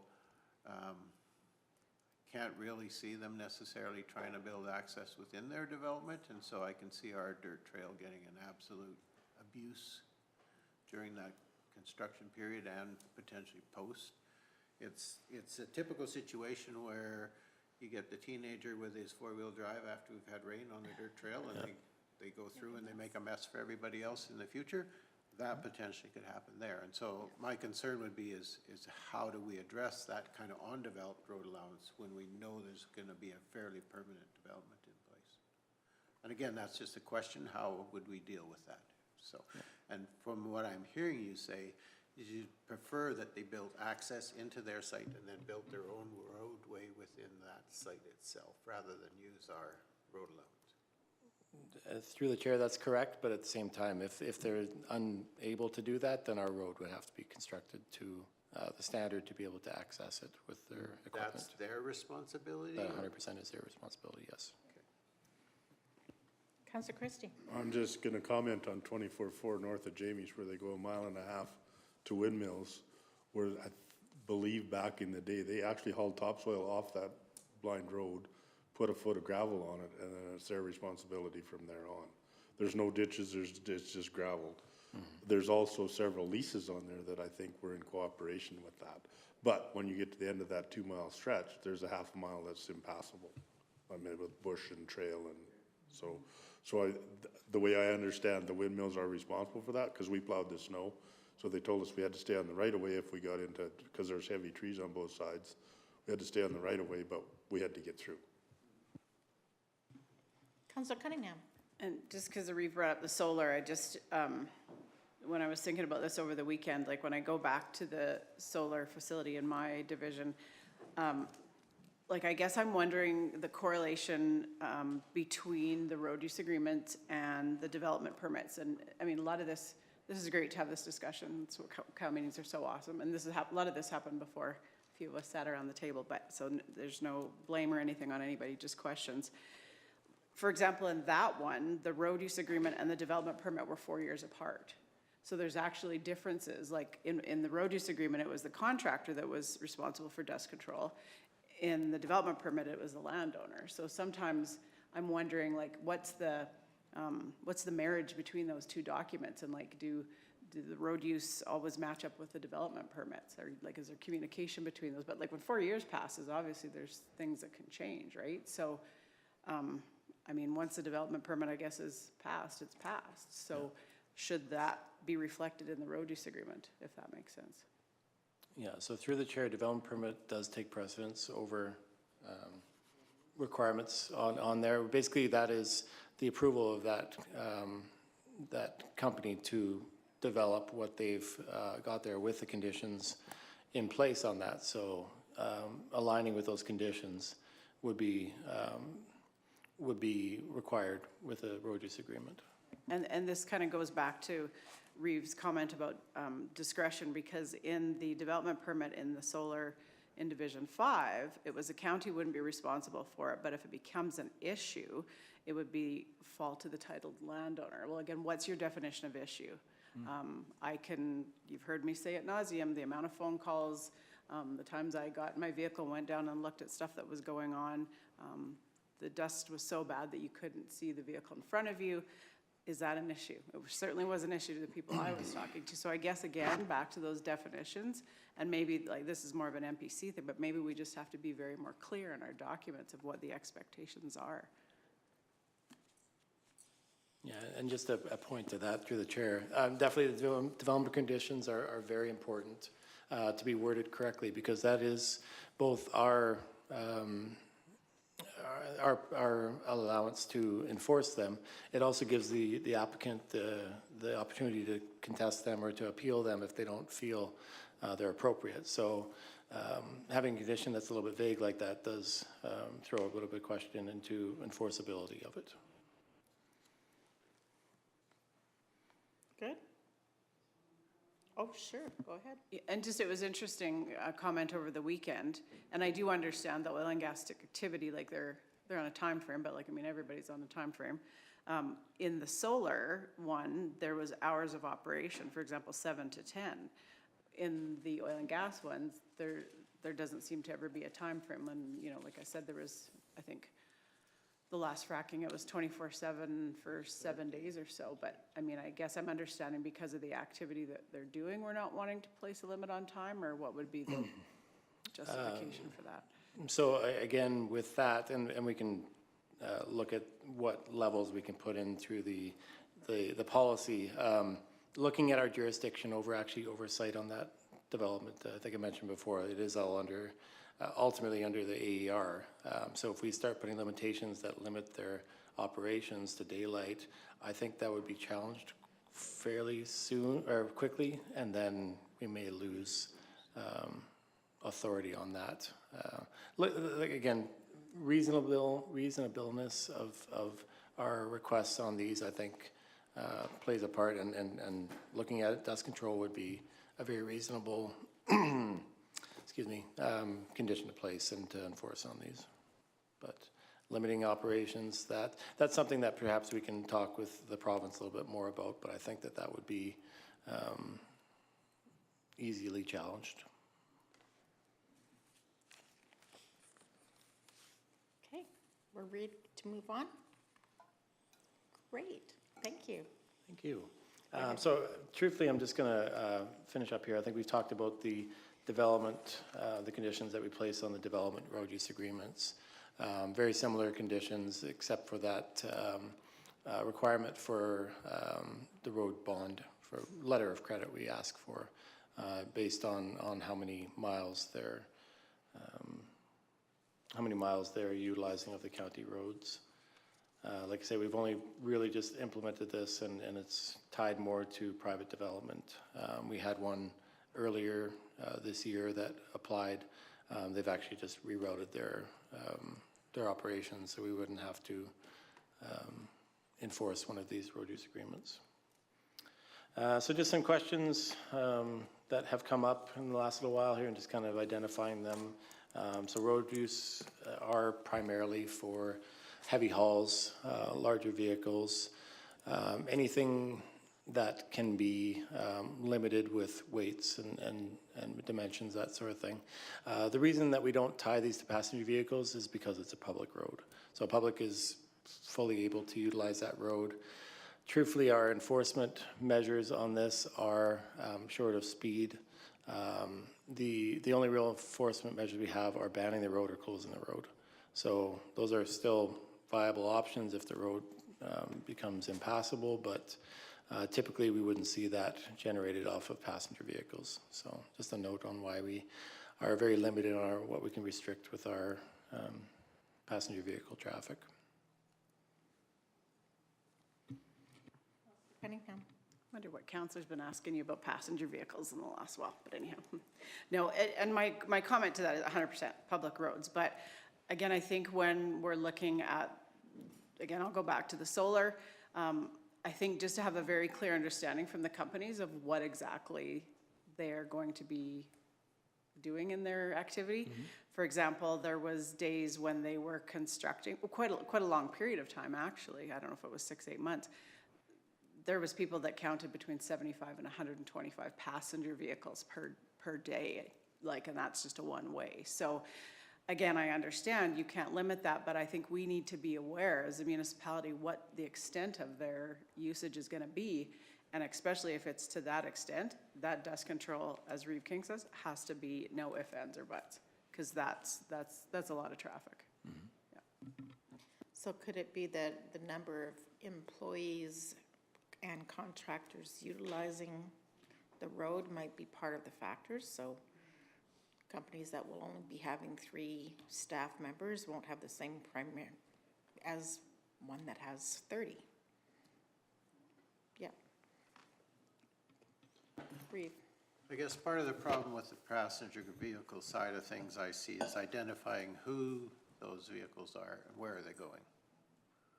And I guess if I live on a major north-south route, which I do, gets a lot of traffic from Buffalo Jump straight down, rather than go to the highway, come straight past me. I get lots of vehicles. I've taken care of it. I have dust control. I don't spend my Saturday afternoons out counting cars going by. Why? Because I have dust control. And I know I live on a frequently traveled route. So I'm very much aware of that because I have grandchildren and other things that I don't necessarily want run over on the road. But we have taken as much precaution as we can to protect ourselves first. And so there is an onus somewhat, I think, on people who live on a well-traveled route to know that that likelihood of traffic is high. Question is, why is that traffic there? And can we identify it to a specific industrial development? If we can't, it'd be like saying every person on, and I'm just gonna look up the road here real quick, so I get the right road and I don't get in trouble from people later. And it's probably a very favorite and loved one on perhaps a certain councillor. But everybody who's going on 241 to the seed plant, does that now require the seed plant to provide dust control on that entire stretch of road? Because everybody coming from the north often is using that 241 to go to the seed plant. So because we can identify the seed plant as an end destination for some of that traffic, does that then make them responsible for dust control? In my mind, the answer is no. So, you know, how do we define what determines dust control mandatory, dust control not? And that's why I limited it to a specific thing, like a drilling operation where we know they are going to be making numerous trips for the next period of time. So let's say Artis decides they're gonna build a battery just off of 241, say on Range Road 234. And they're gonna have 35, 50, 75 trucks a day going to that battery and leaving that battery. Does that then mandate perhaps dust control on their part for the people who live on that access road? I don't know, because we have a number of batteries scattered throughout Kneehill County that get frequent traffic. At what point in time do we require that? I can think of 3 or 4 where the roads are definitely impacted by that. I can think of 2 of them where the companies themselves have provided dust control for people living on those roads because they know they're providing that type of impact. So how do we make those determinations? A well site development where they're drilling and putting 5, 4, 3, 6, 10 pump jacks on a single pad, we know there's gonna be a lot of traffic for a period of time. and we can identify who the user is, and we can identify the need for dust control. To me, that makes sense. Beyond that, I don't know. I don't know if I could say what other condition we might require that type of agreement for, other than during construction. Councillor Cunningham.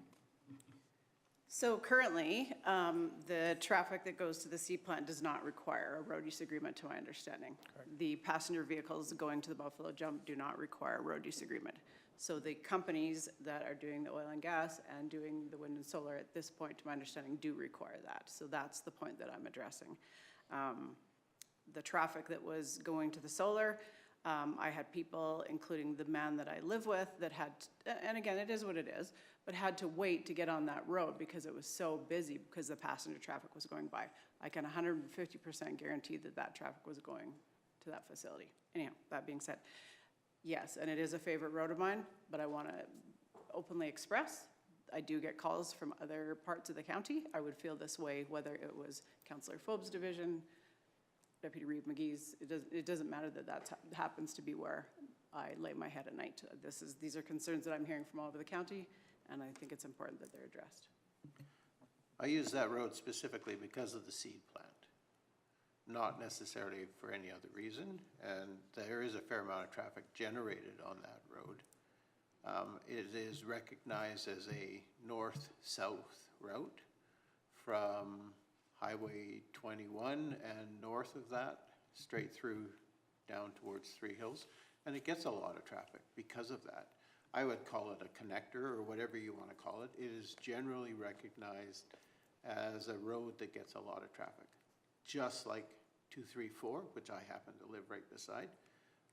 It's recognized as a route from basically Elnora to Highway 575. And the only reason it doesn't get more traffic than that is you have to make a jog at the Buffalo Jump Road to keep going to Elnora. But it's a common, highly traveled road. And that's all I'm saying, is that if there was a business 2 miles up the road from me that all of a sudden added 100 vehicles a day or 200 vehicles a day to that road, would we want to look at that as a possibility? Maybe. If it's an oil pad site that's putting that traffic on the road, do we want to look at that for a temporary period of time? Absolutely. So how do we make those determinations? I think of just to the west of me, Mike and Suzanne LeMay's road. I mean, traffic comes down 575, they turn down that road. Why? Because they're going to grain terminal, right? And so rather than go out to the highway, go around, they come to that road. It's a good grade road, but gets lots of traffic, lots of dust. Do we do anything about it? Not necessarily. Why? Because it's it's not, it's hard to identify why they're on that road, right? So, Great again, discussion. I think we're going to move forward so that, I think it's been clear, Mike, that we need some clarity on some of those things that maybe can be better utilized for a better control for dust. And if people have more examples that they want to use to help explain their point of view, please feel free to talk to myself or to the administration whenever you'd like. But I think we'll move on because you just have a page left and I'm hungry. Okay, thank you for that. Yeah, just we talked about this right here. So the ag operations currently does not have requirement for road use agreements. We haven't moved forward with that in the past. It is something that I will bring up with the policy discussion with us to see what the feelings of council are on that. Just knowing, and I guess a bit of a sidebar, and I don't want to get too far down that, but as far as some of the requirements of our road use right now, it is requirement of the receiving company to repair, maintain those roads. Knowing that some of these roads, and I'll just point to some down by Acme that are highly utilized by ag operations, but if we had a drilling company in there, they would ultimately be responsible for the maintenance and repair of that road.